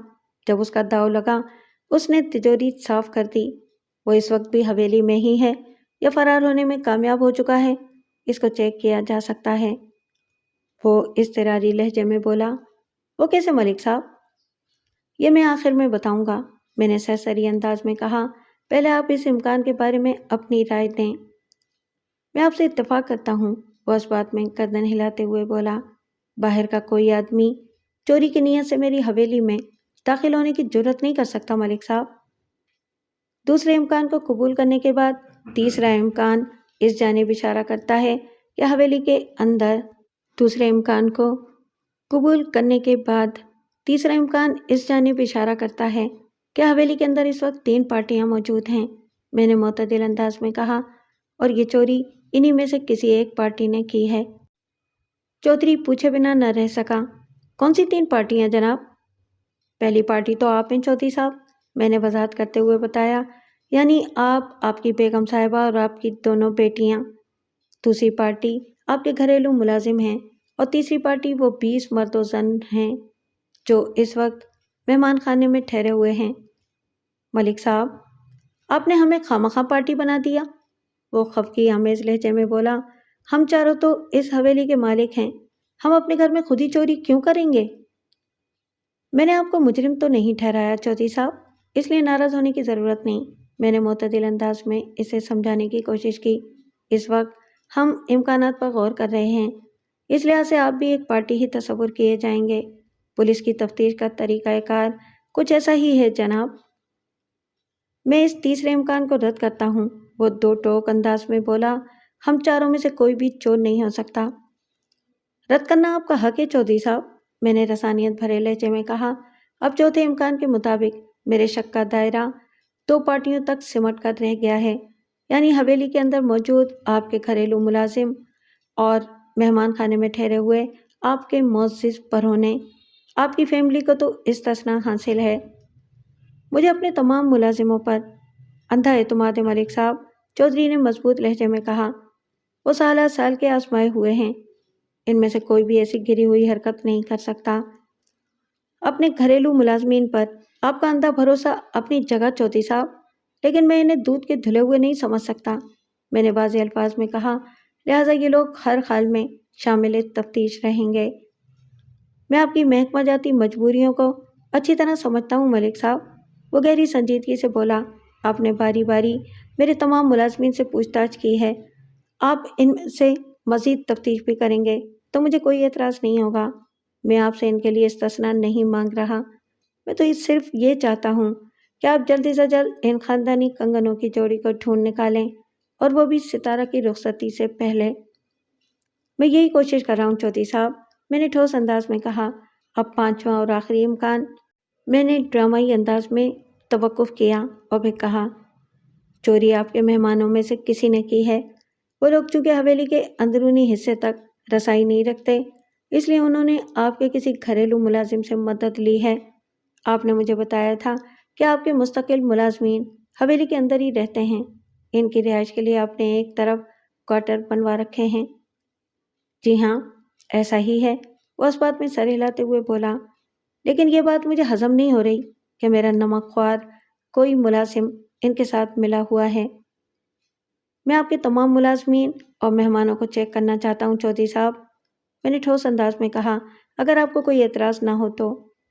مثلاً اس نے سوالیہ نظر سے مجھے دیکھا اور پوچھا، ملک صاحب، آپ کس قسم کی چیکنگ کرنے کا ارادہ رکھتے ہیں؟ خانہ اور جامع دونوں قسم کی تلاشی، میں نے سپاٹ آواز میں کہا۔ اس ذیل میں مجھے آپ کے مہمانوں کا سامان بھی چیک کرنا ہوگا۔ ملک صاحب، میرے لیے تو یہ بڑی بے عزتی کی بات ہوگی کہ میں اپنے معزز مہمانوں کو شک کی نظر سے دیکھوں، وہ فکر مندی کا اظہار کرتے ہوئے بولا۔ وہ لوگ میری بیٹی کی شادی میں شرکت کے لیے یہاں آئے ہیں، اگر ان کی اور ان کے سامان کی تلاشی لی گئی تو ان کو ایسا لگے گا کہ میں انہیں چور سمجھ رہا ہوں، یہ تو انہیں گھر بلا کر بے عزت اور ذلیل کرنے جیسا ہوگا۔ اور پھر وہ لمحے بھر کے لیے رکا اور پھر اپنی بات پوری کرتے ہوئے تشویشناک لہجے میں کہا، اس طرح حویلی کے اندر ہونے والی چوری کی واردات کے بارے میں انہیں بھی پتہ چل جائے گا، یہ بھی میرے لیے شرمندگی کا باعث ہوگا۔ آپ میری پوزیشن سمجھ رہے ہیں نا؟ ہاں، میں سمجھ رہا ہوں، مگر یہ رسک تو لینا ہی پڑے گا، اس نے پوچھا۔ کوئی دوسرا راستہ نہیں ہے؟ دوسرا راستہ تو ہر جگہ ہمیشہ موجود ہوتا ہے، چودھری صاحب، میں نے سوچ میں ڈوبے ہوئے لہجے میں کہا، مگر اس کی بھاری قیمت بھی چکانا پڑتی ہے۔ کیسی بھاری قیمت؟ اس نے چونکے ہوئے لہجے میں پوچھا۔ آپ چوری والے اس ناخوشگوار واقعے کو بھول جائیں، میں نے کہا۔ آپ کا جو نقصان ہوا ہے اسے چپ چاپ برداشت کر لیں۔ اللہ اللہ خیر صلاح۔ آپ کا مشورہ بڑا اذیت ناک ہے ملک صاحب، وہ اضطراری لہجے میں بولا۔ مجھے نقدی اور دوسرے طلائی زیورات کی زیادہ پرواہ نہیں ہے، لیکن چڑاؤ کنگن کی وہ جوڑی اس حویلی کی خاندانی میراث ہے، اسے فراموش کر دینا ناممکنات کی حد تک مشکل ہے جناب۔ کوئی ایسا حل بتائیں کہ سانپ بھی مر جائے اور لاٹھی بھی سلامت رہے۔ میں اپنے ملازمین کی تلاشی وغیرہ کے لیے تیار ہوں، مگر ان مہمانوں کو اس نوعیت کے تجربے سے گزارنا مجھے بالکل بھی اچھا نہیں لگ رہا۔ ایک کام ہو سکتا ہے چودھری صاحب، میں نے گہری سنجیدگی سے کہا۔ وہ کیا؟ اس نے سرسراتی ہوئی آواز میں استفسار کیا۔ پہلے میں آپ کے گھریلو ملازمین کی جامع اور خانہ تلاشی کے کام کو نپٹاتا ہوں، میں نے معتدل انداز میں کہا۔ اس کے بعد میں اور میرا کانسٹیبل حویلی سے روانہ ہو جائیں گے، لیکن کہیں نزدیک ہی رک کر مہمانوں کے جانے کا انتظار کریں گے۔ مہمانوں کے جانے کا انتظار؟ وہ قطع کلامی کرتے ہوئے بولا۔ یہ مہمان ستارہ کی شادی میں شرکت کرنے آئے ہیں ملک صاحب، آپ ان کے کہاں جانے کی بات کر رہے ہیں؟ اگر آپ نے مجھے اپنی بات مکمل کرنے دی ہوتی تو آپ کو یہ سوال پوچھنے کی ضرورت ہی پیش نہ آتی چودھری صاحب، میں نے شاکی انداز میں کہا۔ اوہ، وہ ایک طویل ندامت بھری سانس خارج کرتے ہوئے بولا۔ مجھ سے غلطی ہو گئی ملک صاحب، آپ کہیں۔ میں نے کہا، ہماری حویلی سے نکلنے کے بعد آپ مہمان خواتین کو اپنی حویلی کی سیر کرانے کے لیے اندر لے جائیں گے اور مرد حضرات کو اپنی زمینیں اور باغات دکھانے حویلی سے باہر بھیج دیا جائے گا۔ ان کے ساتھ جانے والے ملازمین کو آپ ہدایات دیں گے کہ 1 گھنٹے سے پہلے انہیں واپس نہیں لانا۔ ایسی ہی تاکید آپ نے اپنی ملازماؤں کو بھی کرنی ہے۔ وہ لوگ مہمان خواتین کو کم از کم آدھا گھنٹہ حویلی کے مختلف حصوں میں گھماتی رہیں گی۔ میری بات آپ کی سمجھ میں آ رہی ہے نا چودھری صاحب؟ جی ملک صاحب، میں آپ کے منصوبے کی تہہ تک پہنچ گیا ہوں، اس نے کہا۔ جب مہمان خانہ خالی ہو جائے گا تو آپ دوبارہ حویلی میں آ کر ان لوگوں کے سامان کی تلاشی لیں گے۔ ہاں، میں نے اس بات میں سر ہلاتے ہوئے معتدل انداز میں کہا۔ پہلے آپ کے ملازمین اور بعد ازاں آپ کے مہمانوں کی مکمل چیکنگ کے بعد دودھ کا دودھ اور پانی کا پانی الگ ہو جائے گا۔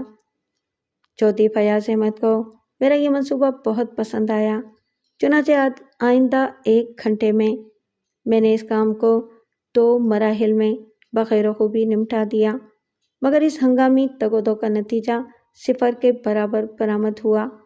مال مسروقہ چودھری کے ذاتی ملازمین کے پاس تھا اور نہ ہی اس کے مہمانوں کے سامان میں کہیں موجود تھا۔ اس صورتحال میں یہ سوچنے پر مجبور ہو گیا کہ چودھرائن کی تجوری سے چوری کیے جانے والے نقدی اور زیورات اور کنگن وغیرہ کو میرے وہاں پہنچنے سے پہلے ہی حویلی کے باہر کسی اور جگہ منتقل کر دیا گیا تھا۔ چنانچہ ان اشیاء کا سراغ لگانے اور انہیں بازیاب کرنے کے لیے مجھے اپنی تفتیش کے دائرے کو موضع چک چون کے باہر دور تک پھیلانے کی ضرورت تھی۔ میں نے چودھری فیاض سے آئندہ روز دوبارہ آنے کا وعدہ کیا اور اسے سلام کر کے حویلی سے باہر نکل آیا۔ کانسٹیبل علی بخش کی ہمراہی میں واپسی کے سفر کے دوران میں مسلسل چوری کی اس پراسرار اور عجیب و غریب واردات کے بارے میں ہی سوچ رہا تھا۔ آئندہ روز میں چودھری فیاض کی طرف جانے سے پہلے تھانے کے ضروری امور نپٹا رہا تھا کہ ایک فریادی مجھ سے ملنے آ گیا۔ میں نے فوراً مرد مذکور کو اپنے کمرے میں بلا لیا۔ اس بندے کی عمر 30 اور 35 کے درمیان رہی ہوگی۔ وہ ایک دبلا پتلا اور دراز قامت شخص تھا۔ وہ شکل و صورت اور حلیے سے مزدور پیشہ دکھائی دیتا تھا۔ اس وقت وہ خاصا پریشان اور اندر سے بکھرا ہوا نظر آ رہا تھا۔ میں نے اسے بیٹھنے کے لیے کہا اور اسے پوچھا، تمہارا نام کیا ہے؟ پرویز، اس نے بتایا، لیکن چک میں مجھے سب بیجا کہتے ہیں تھانے دار صاحب۔ کیا تم چک چون ہی کے رہنے والے ہو؟ جی تھانے دار صاحب۔ بیجا، تمہارے چہرے پر ہوائیاں کیوں اڑ رہی ہیں؟ میں نے اس کی آنکھوں میں دیکھتے ہوئے دریافت کیا۔ ایسا لگ رہا ہے جیسے تم نے کسی نہایت ہی ڈراؤنی شے کو دیکھ لیا ہے۔ ایسی کوئی بات نہیں ہے سرکار، وہ روحانسی آواز میں بولا۔ تو پھر کیسی بات ہے؟ میں نے الجھن زدہ لہجے میں استفسار کیا۔ کس چیز نے تمہیں اس قدر خوفزدہ اور لاچار بنا دیا ہے؟ سلمیٰ کل سے لاپتہ ہے، اس نے بھرائی ہوئی آواز میں جواب دیا۔ اور یہ سلمیٰ کون ہے؟ میں نے پوچھا۔ سلمیٰ میری بیوی ہے تھانے دار صاحب، پرویز عرف پیجا نے بتایا۔ ہمارے 4 بچے بھی ہیں، جن میں سب سے چھوٹی بیٹی ابھی صرف 9 ماہ کی ہوئی ہے۔ وہ ماں کا دودھ پیتی ہے، وہ رو رو کر ہلکان ہو رہی ہے۔ کچھ سمجھ میں نہیں آ رہا کہ سلمیٰ کہاں غائب ہو گئی۔ میں نے اپنے طور پر اسے ہر جگہ تلاش کر لیا، مگر وہ مجھے کہیں نہیں ملی۔ پتہ نہیں سلمیٰ کو کوئی حادثہ پیش آ گیا ہے یا وہ… پیجا اچانک رکا تو میں نے سوال داغ دیا۔ یا وہ کیا؟ یا وہ کسی کے ساتھ بھاگ گئی ہے، اس نے زخمی لہجے میں کہا۔ میں حیرت بھری نظر سے اسے تکنے لگا۔ آپ مجھے ایسے کیوں دیکھ رہے ہیں تھانے دار صاحب؟ وہ شاکی لہجے میں بولا۔ میری بات کا یقین کریں، میں سچ کہہ رہا ہوں۔ یا تمہاری بیوی کا گاؤں کے کسی مرد کے ساتھ کوئی چکر چل رہا تھا؟ میں اس بارے میں کچھ نہیں جانتا، وہ مسکین سی صورت بنا کر بولا۔ تمہاری شادی کو کتنا عرصہ ہوا ہے؟ 7 سال 2 مہینے جناب۔ اور تمہارے 4 بچے بھی ہیں؟ جی سرکار، اس نے سر کی اثباتی جنبش کے ساتھ جواب دیا۔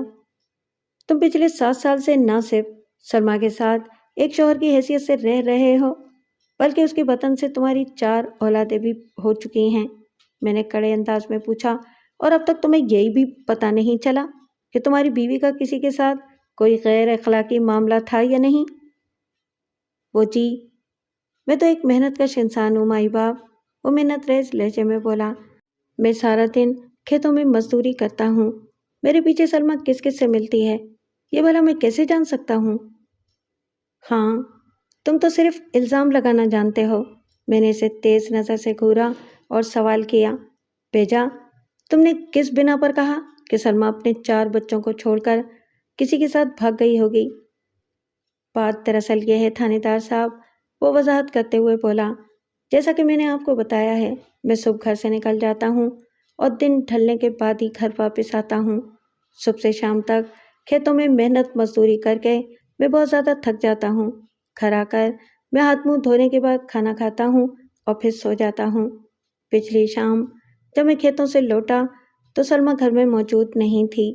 اسی وقت ہماری پڑوسن میرے 4 بچوں کو لے کر آ گئی اور اس نے عجیب کہانی سنائی۔ لمحاتی توقف کر کے اس نے 2-3 گہری سانسیں لیں اور پھر اپنے بیان کو آگے بڑھاتے ہوئے بولا۔ ہماری پڑوسن نورین نے مجھے بتایا کہ سپہر سے تھوڑی دیر پہلے سلمیٰ 4 بچے اس کے پاس چھوڑ کر یہ بتا کر کہیں چلی گئی تھی کہ 1 گھنٹے میں واپس آ جائے گی، مگر دن ڈھل جانے کے باوجود بھی وہ نہیں آئی۔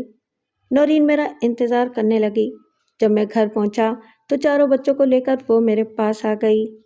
کیا سلمیٰ پہلے بھی کبھی اس طرح غائب ہوئی ہے؟ اس کے خاموش ہونے پر میں نے استفسار کیا۔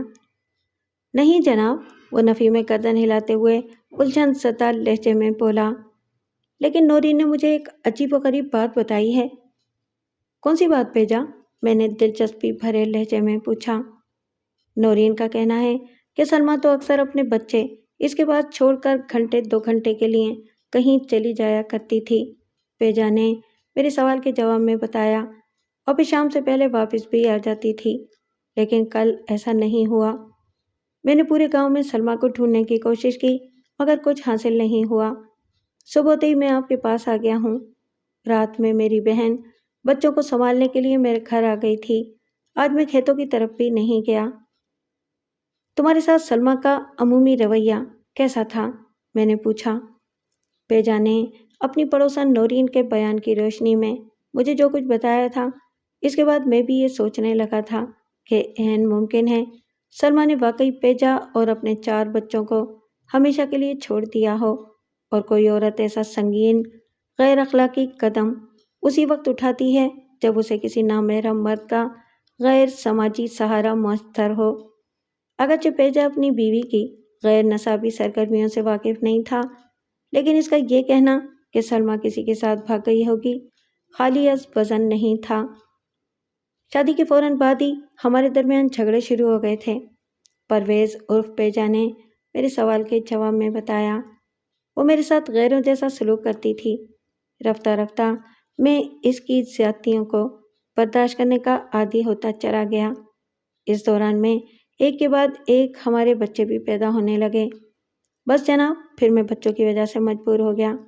وہ لمحے بھر کے لیے تھما اور پھر ان الفاظ میں اضافہ کر دیا: پچھلے 7 سالوں میں مجھے اس بات کا تو اچھی طرح احساس ہو گیا تھا کہ سلمیٰ کے دل میں میرے لیے وہ محبت نہیں ہے جو ایک وفا شوہر بیوی کو اپنے خاوند سے کرنا چاہیے، لیکن اس بات کا بالکل اندازہ نہیں تھا کہ وہ مجھے اتنا زیادہ ناپسند کرتی ہے کہ ایک دن یوں چھوڑ کر چلی جائے گی۔ میں نے ایک فوری خیال کے تحت اس سے پوچھا: تمہارے پاس سلمیٰ کی کوئی تصویر ہے؟ جی ہاں۔ اس نے اس بات میں گردن ہلاتے ہوئے اپنی جیب میں ہاتھ ڈالا اور پھر پوسٹ کارڈ سائز کی ایک بلیک اینڈ وائٹ تصویر نکال کر میری جانب بڑھاتے ہوئے کہا: تھانے دار صاحب، یہ فوٹو ہم نے شادی کے فوراً بعد شہر جا کر کھنچوائی تھی۔ آپ کی طرف آتے ہوئے میں نے اسے احتیاطاً اپنی جیب میں رکھ لیا تھا۔ میں نے مذکورہ تصویر کا بغور جائزہ لیا۔ وہ کم و بیش 7 سال پہلے کی بلیک اینڈ وائٹ تصویر تھی جس میں سلمیٰ نہایت ہی حسین و جمیل اور بھولی بھالی نوعمر لڑکی نظر آ رہی تھی۔ اس کے ساتھ پرویز کو دیکھ کر بے ساخت تھا میرے ذہن میں خیال پیدا ہوا: پہلوئے حور میں لنگور، خدا کی قدرت۔ کیا تمہیں کسی پر شک ہے؟ میں نے پیجا کی آنکھوں میں دیکھتے ہوئے پوچھا۔ میرا مطلب ہے کہ گاؤں کا کوئی ایسا وسنیک جس کے ساتھ تمہاری بیوی بھاگ سکتی ہو؟ ایسا کوئی بندہ میری نظر میں تو نہیں ہے جی، وہ پرسوچ انداز میں بولا۔ مگر وہ بولتے بولتے اچانک رک گیا۔ میں نے تیز آواز میں استفسار کیا: مگر کیا؟ مجھے پتا چلا تھا کہ سلمیٰ شادی سے پہلے ایک شخص کو پسند کرتی تھی، لیکن وہ سلمیٰ کو گھاس نہیں ڈالتا تھا، بیجا نے بتایا۔ پھر سلمیٰ کی مجھ سے شادی ہو گئی اور یہ قصہ دب گیا۔ میں نے فوٹو میں سلمیٰ کو دیکھا۔ اس کے حسن و خوبصورتی میں کوئی کمی نہیں تھی۔ اگر وہ بندہ سلمیٰ پر توجہ نہیں دیتا تھا تو اس کا ایک ہی مطلب تھا کہ وہ شادی شدہ ہوگا، اور یا پھر اس کی نظر سلمیٰ سے کہیں زیادہ پرکشش اور جاذب نگاہ عورت پر ٹکی ہوگی۔ اس گلفام کا نام کیا تھا؟ میں نے پوچھا۔ جی، کس کا نام؟ وہ الجھن زدہ نظر سے مجھ سے تکنے لگا۔ میں اس بندے کے بارے میں پوچھ رہا ہوں، سلمیٰ جسے پسند کرتی تھی۔ ایسی کوئی بات نہیں تھانے دار صاحب، وہ برا سا منہ بناتے ہوئے بولا۔ وہ کوئی گلفام شلفام نہیں تھا، اس کا نام سیف اللہ تھا، اول درجے کا آوارہ اور لفنگا۔ پتہ نہیں سلمیٰ نے سیف کے اندر کیا دیکھ لیا تھا۔ جب میں تمہاری بیوی کو ڈھونڈنے میں کامیاب ہو جاؤں گا تو میں اس سے یہ سوال ضرور پوچھوں گا، میں نے سرسری انداز میں کہا۔ کیا سیف کی شادی ہو گئی؟ نہیں جی، اس نے عجیب سے انداز میں جواب دیا۔ شادی تو نہیں ہوئی، مگر 6 سال پہلے سیف کو جیل ضرور ہو گئی تھی۔ جیل؟ میں نے چونک کر اس کی طرف دیکھا، پھر اضطراری لہجے میں استفسار کیا: وہ کس جرم میں جیل گیا تھا اور اسے کتنی سزا ہوئی تھی؟ سیف نے گوجرا کے رہنے والے اپنے ہی جیسے ایک بدگماش آدمی کے ساتھ مل کر لائل پور شہر میں ڈکیتی کی ایک واردات کی تھی، اس نے نفرت بھرے انداز میں جواب دیا۔ اس واقعے کے 2 ماہ بعد پولیس نے انہیں لاہور سے گرفتار کر لیا تھا۔ ان دونوں پر لائل پور کی ایک عدالت میں مقدمہ چلا تھا جس کے نتیجے میں انہیں جیل جانا پڑا۔ یہ مجھے پتہ نہیں کہ انہوں نے کتنی سزا پائی تھی۔ سیف اللہ کے گھر والے تو ادھر چک چون ہی میں ہوں گے؟ اس کی بات مکمل ہونے پر میں نے سوال کیا۔ اس کی صرف ایک بوڑھی ماں تھی، پیجا نے بتایا۔ سیف کی گرفتاری نے اللہ رکھی کو چرپائی سے لگا دیا تھا۔ لگ بھگ 4 سال پہلے وہ اللہ کو پیاری ہو گئی۔ ٹھیک ہے پیجا، میں نے اس کے چہرے پر نگاہ جما کر تسلی آمیز لہجے میں کہا۔ میں ابھی تمہاری بیوی کو تلاش کرنے کے لیے اپنے نوجوانوں کی ایک ٹیم بنا کر انہیں اس مہم پر روانہ کرتا ہوں۔ تمہیں فکر مند ہونے کی ضرورت نہیں، سلمیٰ جہاں بھی ہوگی میں اسے ڈھونڈ نکالوں گا۔ اس نے میرا شکریہ ادا کیا اور مجھے دعائیں دیتے ہوئے تھانے سے رخصت ہو گیا۔ میں ایک کانسٹیبل کے ہمراہ چودھری فیاض احمد کی حویلی کی طرف روانہ ہو گیا۔ چودھری بڑی بے چینی سے میرا انتظار کر رہا تھا۔ میں دوپہر کے وقت جب اس کی حویلی پہنچا تو مجھ پر نگاہ پڑتے ہی وہ مجھے ہاتھ سے پکڑ کر اپنے کمرے میں لے گیا۔ ہم آمنے سامنے بیٹھ چکے تو اس نے تشویش بھرے لہجے میں کہا، میں آپ کی طرف اپنے کسی بندے کو دوڑانے ہی والا تھا کہ آپ تشریف لے آئے۔ چودھری کی حالت کو دیکھ کر میرے ذہن کے کسی خانے میں ایک سرخ بتی چل اٹھی۔ اس کے بے نام اضطراب کے نتیجے میں نے پوچھ لیا، چودھری صاحب، سب خیریت تو ہے نا؟ آپ کا چہرہ کیوں اترا ہوا ہے؟ آپ کسی بندے کو تھانے کیوں بھیجنا چاہتے تھے؟ آپ کو بلانے کے لیے ملک صاحب، اس نے پریشانی بھرے لہجے میں جواب دیا، کیونکہ یہاں ایک گڑبڑ ہو گئی ہے۔ کیسی گڑبڑ چودھری صاحب؟ میں نے استفسار کیا۔ اس نے انکشاف انگیز لہجے میں بتایا، مہمان خانے میں سے ایک بندہ غائب ہے۔ یہ کب کی بات ہے؟ میں سیدھا ہو کر بیٹھ گیا۔ اس کا صحیح اندازہ تو نہیں ہے ملک صاحب، چودھری بے بسی سے گردن ہلاتے ہوئے بولا، مجھے آج صبح اس واقعے کی اطلاع دی گئی ہے۔ گزشتہ روز میں نے حویلی کے بیرونی حصے میں بنے ہوئے مہمان خانے کا تفصیلی معائنہ کیا تھا۔ سنان خانے میں 8 عورتیں اور مردان خانے میں 12 مرد ٹھہرے ہوئے تھے۔ بعد ازاں میں نے کانسٹیبل علی بخش کی مدد سے ان 20 مہمانوں کے سامان کی تلاشی بھی لی تھی۔ چودھری صاحب، کل آپ نے میرے مشورے پر خواتین مہمانوں کو حویلی اور حضرات مہمانوں کو اپنی زمینوں پر باغات وغیرہ کی سیر کرائی تھی۔ میں نے گہری سنجیدگی سے کہا، کیا واپسی پر مردوں کی تعداد پوری تھی؟ میرا مطلب ہے کہ جو 12 مرد مہمان آپ کے بندوں کے ساتھ حویلی سے باہر گئے تھے وہ سب کے سب واپس آئے تھے۔ مجھے یہیں پر گڑبڑ محسوس ہو رہی ہے ملک صاحب۔ آپ کھل کر بتائیں چودھری صاحب، میں نے ٹھہرے ہوئے لہجے میں کہا، میں پوری توجہ سے آپ کو سن رہا ہوں۔ دیکھیں جناب، وہ وضاحت کرتے ہوئے بولا، میرے حکم پر رجو ان 8 مہمان عورتوں کو حویلی دکھانے اندر لے آئی تھی اور مردوں کے ساتھ میں نے کرامت علی عرف کرامہ کو باہر بھیج دیا تھا۔ سب کچھ ٹھیک ٹھاک رہا، لیکن آج صبح پتہ چلا کہ 12 مردوں میں سے ایک غائب ہے۔ میں نے کرامہ کو اپنے پاس بلا کر پوچھ تاچھ کی تو اس نے مجھے ایک ایسی بات بتائی جو میری نظر میں تو خاص اہمیت کی حامل نہیں ہے۔ ہو سکتا ہے کہ آپ اس کے اندر سے کچھ برآمد کرنے میں کامیاب ہو جائیں۔ بات کے اختتام پر چودھری نے امید بھری نظر سے مجھے دیکھا تو میں نے کہا، میں ہمتاً گوش ہوں۔ کرامہ نے مجھے بتایا کہ جب وہ مہمانوں کو سنگترے کا باغ دکھا رہا تھا تو ان میں سے ایک بندہ رفع حاجت کے لیے باغ کے نزدیکی واقع ایک ایسے کھیت میں چلا گیا تھا جس کے اندر قد آدم فصل کھڑی تھی۔ چودھری نے بتایا، کرامہ اس دورے کے بعد مہمانوں کو لے کر جب واپس آیا تو اس وقت سورج غروب ہونے کے قریب تھا۔ کرامہ کو یاد نہیں کہ جو بندہ کھڑی فصل کے اندر اپنا بوجھ ہلکا کرنے گیا تھا وہ وہاں سے باہر نکلا تھا یا نہیں۔ باہر کیف وہ سانس ہموار کرنے کی غرض سے تھما، پھر ان الفاظ میں اضافہ کر دیا، میں نے اس کوتاہی پر کرامہ کو بہت زیادہ جھڑکا ہے، مگر وہی بات کہ ہونے والی غلطی ہو کر رہتی ہے۔ کیا وہی مہمان غائب ہے جو گزشتہ روز رفع حاجت کے لیے کھڑی فصل کے اندر گیا تھا؟ چودھری نے اسبات میں جواب دیا، جی وہی۔ ان لمحات میں میرا دماغ معمول سے دگنی رفتار کے ساتھ مصروف کار تھا۔ میں نے چودھری سے پوچھا، اس بندے کا نام کیا ہے؟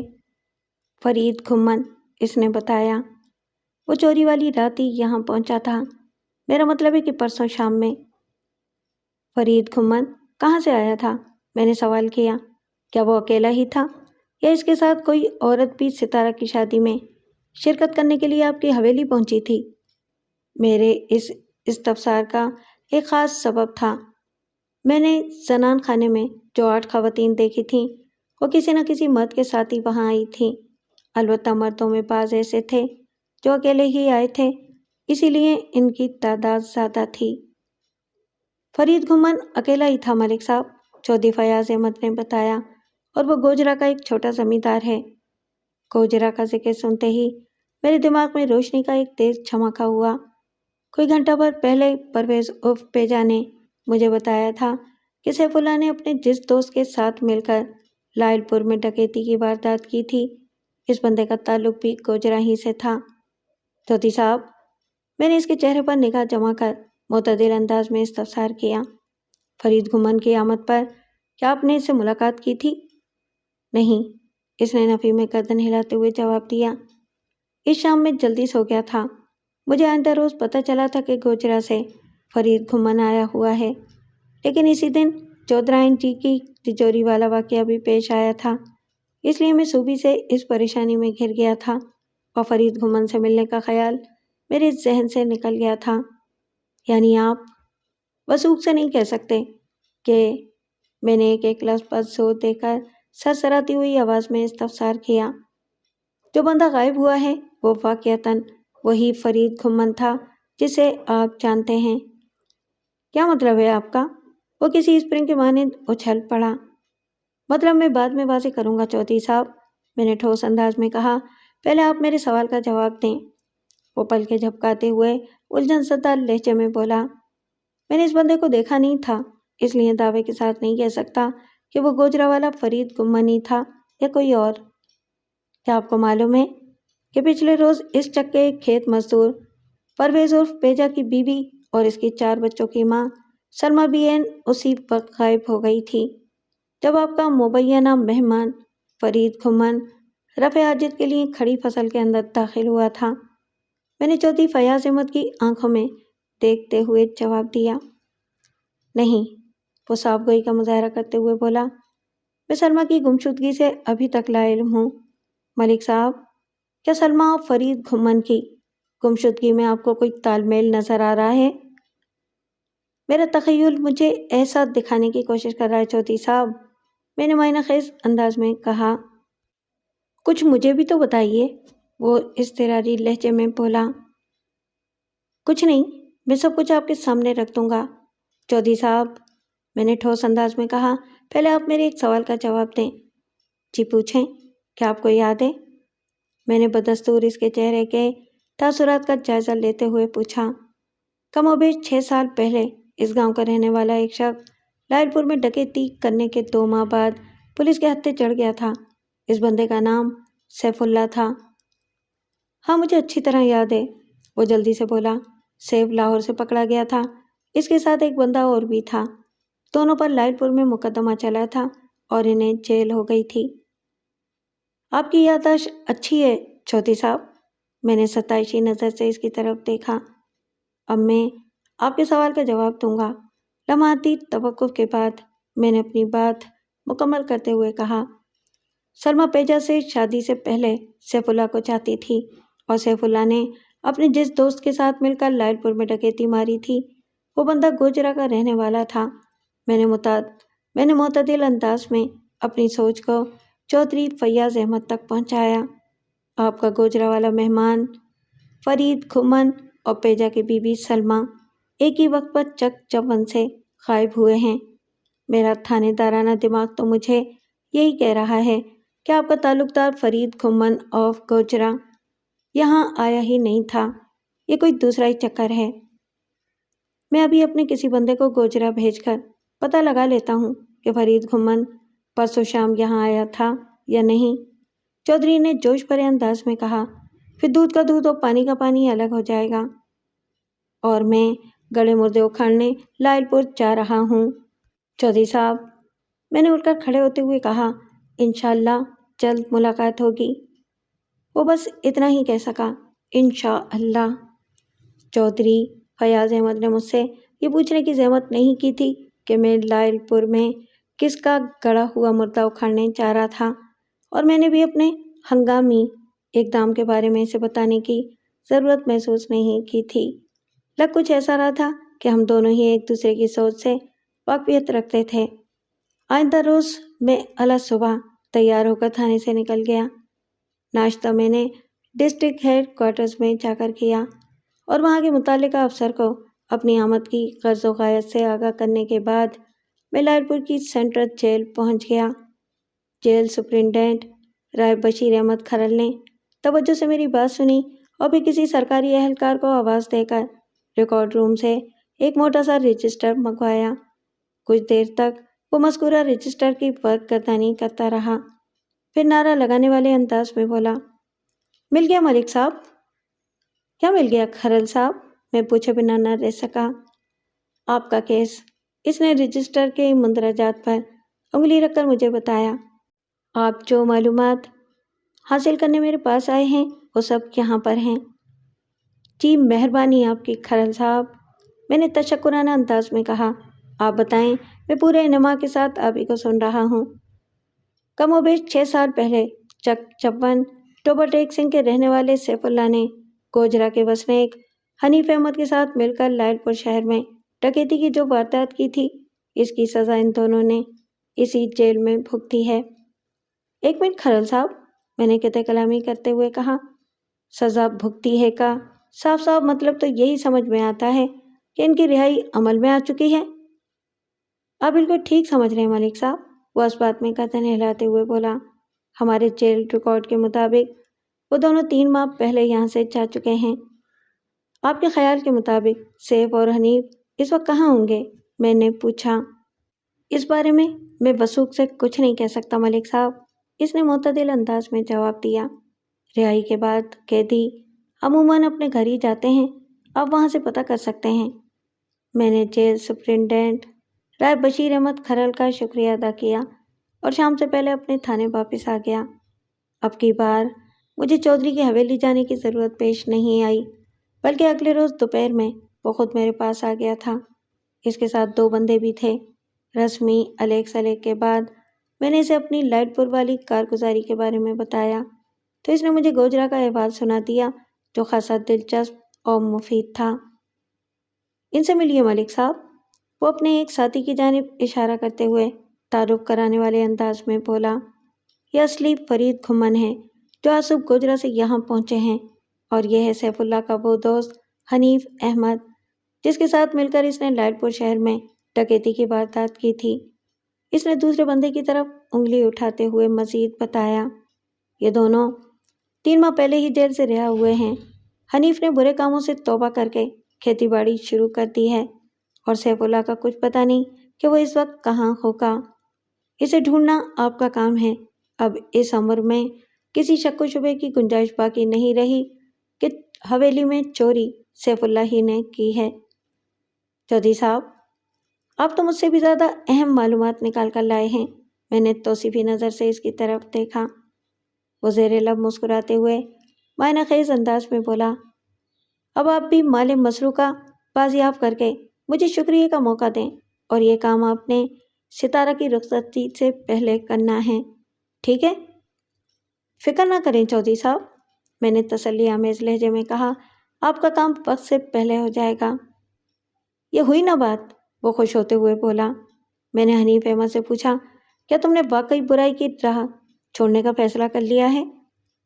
جی تھانے دار صاحب، وہ مستحکم لہجے میں بولا، یہ بات میری سمجھ میں آ گئی ہے کہ اس کام کی آخری منزل جیل ہی ہے۔ کیا میں یہ سمجھوں کہ تم سیف اللہ کو تلاش کرنے میں میری مدد کرو گے؟ میں نے حنیف کی آنکھوں میں دیکھتے ہوئے استفسار کیا۔ جی میں ضرور آپ کی مدد کروں گا، وہ پرعزم لہجے میں بولا، کیونکہ میں نے 16 آنے سچی توبہ کی ہے تھانے دار صاحب۔ میں نے حنیف کو اپنے پاس رکھ کر چودھری فیاض احمد اور فرید گھمن کو جانے کی اجازت دے دی۔ پولیس کی تفتیش کی گاڑی جب صحیح سمت میں رواں تواں ہو تو درست منزل تک پہنچنے میں سال مہینے نہیں بلکہ چند دن ہی کافی ہوتے ہیں۔ حنیف نے سیف کے ساتھ 6 سال جیل کاٹی تھی، اور وہ ماضی میں سیف کا پارٹنر ان کرائم بھی رہا تھا، لہٰذا وہ اس کی رگ رگ سے واقف تھا۔ میں نے آئندہ 3 دن تک حنیف کی رہنمائی میں کئی جگہ چھاپے مارے۔ بالآخر سیف اور سلمہ چک جھمرا کے ایک گھر سے برآمد ہو گئے۔ وہ گھر سیف کے ایک دوست صابر علی کا تھا، جہاں وہ دونوں میاں بیوی کی حیثیت سے رہ رہے تھے۔ سیف نے صابر کو یہی بتایا تھا کہ اس نے حال ہی میں سلمہ سے شادی کی ہے۔ میں اسی روز سلمہ اور سیف اللہ کو گرفتار کر کے چک جھمرا سے چک چپن اپنے تھانے لے آیا۔ اس 1 ہفتے میں سیف اور سلمہ نے نقد رقم 2000 روپے میں سے صرف 100 روپے خرچ کیے تھے، اور طلائی زیورات بھی اس کے پاس سے برآمد ہو گئے تھے، لیکن چڑاؤ کنگن والی جوڑی کا کوئی اتا پتہ نہیں تھا۔ میں نے کڑے لہجے میں سے پوچھا، چودھری صاحب کے وہ خاندانی چڑاؤ کنگن کہاں ہیں؟ میں کنگنوں کے بارے میں کچھ نہیں جانتا تھانے دار صاحب، وہ منت ریز لہجے میں بولا، میرے پاس جو کچھ تھا وہ میں آپ کے حوالے کر چکا ہوں۔ چڑاؤ کنگنوں کی وہ جوڑی بھی چودھرائن کی اسی تجوری میں رکھی ہوئی تھی جہاں سے تم نے 2000 روپے کے کرنسی نوٹ اور 10 تولہ سونے کے طلائی زیورات چرائے تھے۔ میں نے بے رحم لہجے میں کہا، سچ اگل دو ورنہ تمہاری کھال ادھیڑ ڈالوں گا۔ وہ جڑاؤ کنگن کی جوڑی کے حوالے سے اپنی لا علمی کا اظہار کرتے ہوئے اللہ رسول کی قسمیں کھانے لگا۔ اس وقت حوالدار جاوید شاہ بھی میرے پاس کھڑا تھا۔ اس نے مجھ سے کہا، ملک صاحب، اس بدبخت کو 1 گھنٹے کے لیے میری سپرد کر دیں، میں آپ کا کام آسان کر دوں گا، یہ میرا آپ سے وعدہ ہے۔ میں نے حوالدار کی فرمائش پوری کر دی۔ سیانے سچ کہہ گئے ہیں کہ لاتوں کے بھوت باتوں سے نہیں مانتے۔ حوالدار 1 گھنٹے کے لیے سیف کو ٹرائل روم میں لے گیا تھا، لیکن آدھے گھنٹے کے بعد ہی وہ واپس آ گیا اور مجھ سے پوچھا، ملک صاحب، آپ نے سیف کی کرپناک چیخیں تو سنی ہوں گی؟ ہاں سنی ہیں۔ میں نے الجھن زدہ نظر سے اس کی طرف دیکھا اور پوچھا، جاوید شاہ، آخر تم کہنا کیا چاہ رہے ہو؟ میں نے سلمیٰ کو سامنے بٹھا کر سیف کی آؤ بھگت کی ہے، وہ فاتحانہ انداز میں بولا۔ یہ نیک کام شروع کرنے سے پہلے میں نے سلمیٰ کو باور کرا دیا تھا کہ سیف کے بعد اس کا نمبر ہے۔ بس پھر وہ سیف کی زبان کھلنے سے پہلے ہی اندر سے ٹوٹ کر میری منت سماجت کرنے لگی۔ وہ دونوں اپنا اصلی بیان ریکارڈ کرانے کے لیے تیار ہیں۔ آئندہ 1 گھنٹے میں نے انہیں ایک ساتھ اپنے سامنے کھڑا کر کے ان کا بیان حلفی قلم بند کر لیا۔ انہوں نے مجھے جو کچھ بتایا وہ میرے لیے خلاف توقع اور سنسنی خیز تھا۔ اس بیان کے خلاصے کا خلاصہ میں آپ کی نظر کرتا ہوں۔ سیف اللہ کے جیل جانے سے پہلے اس کا چودھری فیاض احمد کی بڑی بیٹی مہر النساء عرف مہرو سے معاشقہ چل رہا تھا اور وہ دونوں ایک دوسرے کو محبت بھرے خط بھی لکھا کرتے تھے۔ پھر سیف کو 6 سال کی سزا ہو گئی اور مہر النساء 1 سال کے بعد شادی کر کے حویلی سے رخصت ہو گئی۔ 3 ماہ پہلے جب سیف رہا ہوا تو اس کے پاس کچھ بھی نہیں تھا۔ اس کی ماں اللہ رکھی کا انتقال ہو چکا تھا اور محبوبہ مہرو کسی اور کی بیوی بن چکی تھی۔ اس صورتحال میں اس کے گھٹیا ذہن نے مہرو کو بلیک میل کر کے مالی فائدہ حاصل کرنے کا منصوبہ بنایا۔ وہ جانتا تھا کہ سلمیٰ اسے پسند کرتی ہے۔ اس نے سلمیٰ سے خفیہ رابطہ کیا اور شادی کے وعدے پر اسے ساتھ دینے کو کہا۔ سلمیٰ فوراً تیار ہو گئی۔ سیف نے سلمیٰ کے ذریعے مہرو کو دھمکی دی کہ اگر اس نے اس کے لیے فوری طور پر تگڑی رقم کا بندوبست نہ کیا تو وہ اس کے تمام عشقیہ خطوط اس کے خاوند اعجاز حسین کو پہنچا دے گا، جس کے بعد مہرو کی طلاق تو پکی ہے۔ مہرو اس کی دھمکی سے ڈر گئی اور اس نے اپنی ماں کی تجوری میں جھاڑو پھیر کر سیف کا مطالبہ پورا کر دیا۔ سیف اللہ کو فرید گھمان کی حیثیت سے حویلی والے مہمان خانے میں ٹھہرانے کا انتظام بھی مہرو ہی نے کیا تھا، وغیرہ وغیرہ۔ یہاں تک تو سب ٹھیک تھا، لیکن جڑاؤ کنگن کی جوڑی ابھی تک منظر سے غائب تھی۔ اس مسئلے کو حل کرنے کے لیے میں چودھری فیاض احمد کی حویلی پہنچ گیا۔ میں معاملے کی تہہ تک تو ڈبکی لگا چکا تھا، مگر عملی تجربہ کرنا بھی ناگزیر تھا۔ میں نے 10 تولے سونے کے زیورات اور 1900 روپے کے کرنسی نوٹ چودھری کے سامنے رکھنے کے بعد ٹھہرے ہوئے لہجے میں کہا، چودھری صاحب، میں نے آپ کے مجرم کو گرفتار کر لیا ہے۔ اس کے پاس سے بس یہی کچھ برآمد ہوا ہے۔ اس نے برآمد شدہ زیورات کا جائزہ لینے کے بعد سوالیہ نظر سے مجھے دیکھا اور پوچھا، اور وہ خاندانی جڑاؤ کنگن؟ وہ اس وقت بھی آپ کی حویلی کے اندر ہی ہیں؟ یہ آپ کیا کہہ رہے ہیں؟ وہ حیرت زدہ لہجے میں بولا۔ آپ اپنی بڑی بیٹی مہر النساء کو یہاں بلائیں، میں نے معتدل انداز میں کہا، پھر ساری کہانی آپ کی سمجھ میں آ جائے گی۔ مہرو کی آمد سے پہلے میں نے چودھری فیاض کو حقیقت حال سے آگاہ کر دیا تھا۔ اس کے تو گویا کانوں سے دھوئیں نکلنے لگے تھے۔ میں نے سمجھا بجھا کر اسے نارمل کر دیا۔ جب مہرو وہاں آئی تو میں نے نرم لہجے میں کہا، مہر النساء، تم میری بیٹی کی طرح ہو، اس لیے مجھے امید ہے کہ تم 16 آنے سچ بولو گی۔ سیف اللہ اور سلمیٰ اس وقت میرے تھانے کی حوالات میں بند ہیں۔ انہوں نے مجھے ساری کہانی سنا دی ہے۔ تم سے بس میرا ایک ہی سوال ہے۔ میں نے ڈرامائی انداز میں توقف کیا اور پھر کہا، تم نے چودھرائن جی کی تجوری کب اور کیسے کھولی تھی؟ وہ پائے رفتن نہ جائے ماندن جیسی صورتحال کا شکار تھی۔ میں نے اس پر واضح کر دیا تھا کہ چودھری صاحب کو بھی سب پتہ چل چکا ہے۔ اس نے سچ بولنے کا فیصلہ کرتے ہوئے مجھے بتایا، جب میں اپنی بیٹی کو ماجی سے دم کرانے گئی تھی تو اسی وقت میں نے یہ کام کر ڈالا تھا۔ نماز ختم کرنے کے بعد ماں جی تھوڑی دیر کے لیے باہر گئیں تو مجھے موقع مل گیا۔ میں نے تجوری خالی کرنے کے بعد اسے لاک نہیں کیا، یعنی اس کا دروازہ بس بھیڑ دیا تھا، اور چابی کو میں نے واپس ماں جی کے بٹوے میں ڈال کر اسے تکیے کے نیچے رکھ دیا تھا۔ اس نامراد سیف اللہ کا مطالبہ پورا کرنے کے لیے تو وہ رقم ہی کافی سے زیادہ تھی۔ تم نے 10 تولے سونے کے زیورات بھی اس کے حوالے کر دیے؟ خیر، میں ذرا دیر کو رکا اور پھر سوال کیا، جڑاؤ کنگن والی جوڑی کو چرانے کی کیا کہانی ہے؟ وہ کنگن مجھے شروع ہی سے پسند تھے، مہرو نے خوابناک لہجے میں جواب دیا۔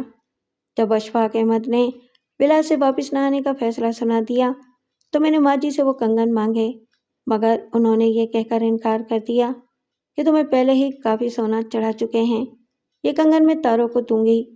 بس اسی دن سے میں نے نہ چاہتے ہوئے بھی تاروں کے لیے اپنے دل میں بغض اور کینہ رکھنا شروع کر دیا تھا۔ میرا خیال تھا کہ کنگنوں کی وہ جوڑی مجھے ملنا چاہیے۔ اس نے لمحاتی توقف کیا اور پھر چودھری فیاض کی طرف دیکھتے ہوئے بات مکمل کر دی۔ ابا جی، آپ کو پریشان ہونے کی ضرورت نہیں، وہ خاندانی جڑاؤ کنگن میرے پاس محفوظ ہیں، آپ جب کہیں گے میں آپ کے حوالے کر دوں گی۔ فرط جذبات نے چودھری فیاض کو اپنی جگہ سے اٹھنے پر مجبور کر دیا۔ اس نے اپنی کینہ کیش بیٹی مہرو کو سینے سے لگا لیا اور بھرائی ہوئی آواز میں کہا، مہرو، تم نے جو بھی کیا وہ تمہاری مجبوری تھی، میں تم سے خفا نہیں ہوں، تم پریشان نہیں ہونا، میں سب ٹھیک کر دوں گا۔ ان لمحات میں یہ سمجھنے سے قاصر تھا کہ ایک کینہ کیش لڑکی کو اس طرح دے کر میں نے غلط کیا تھا یا درست؟ آپ کا اس بارے میں کیا خیال ہے؟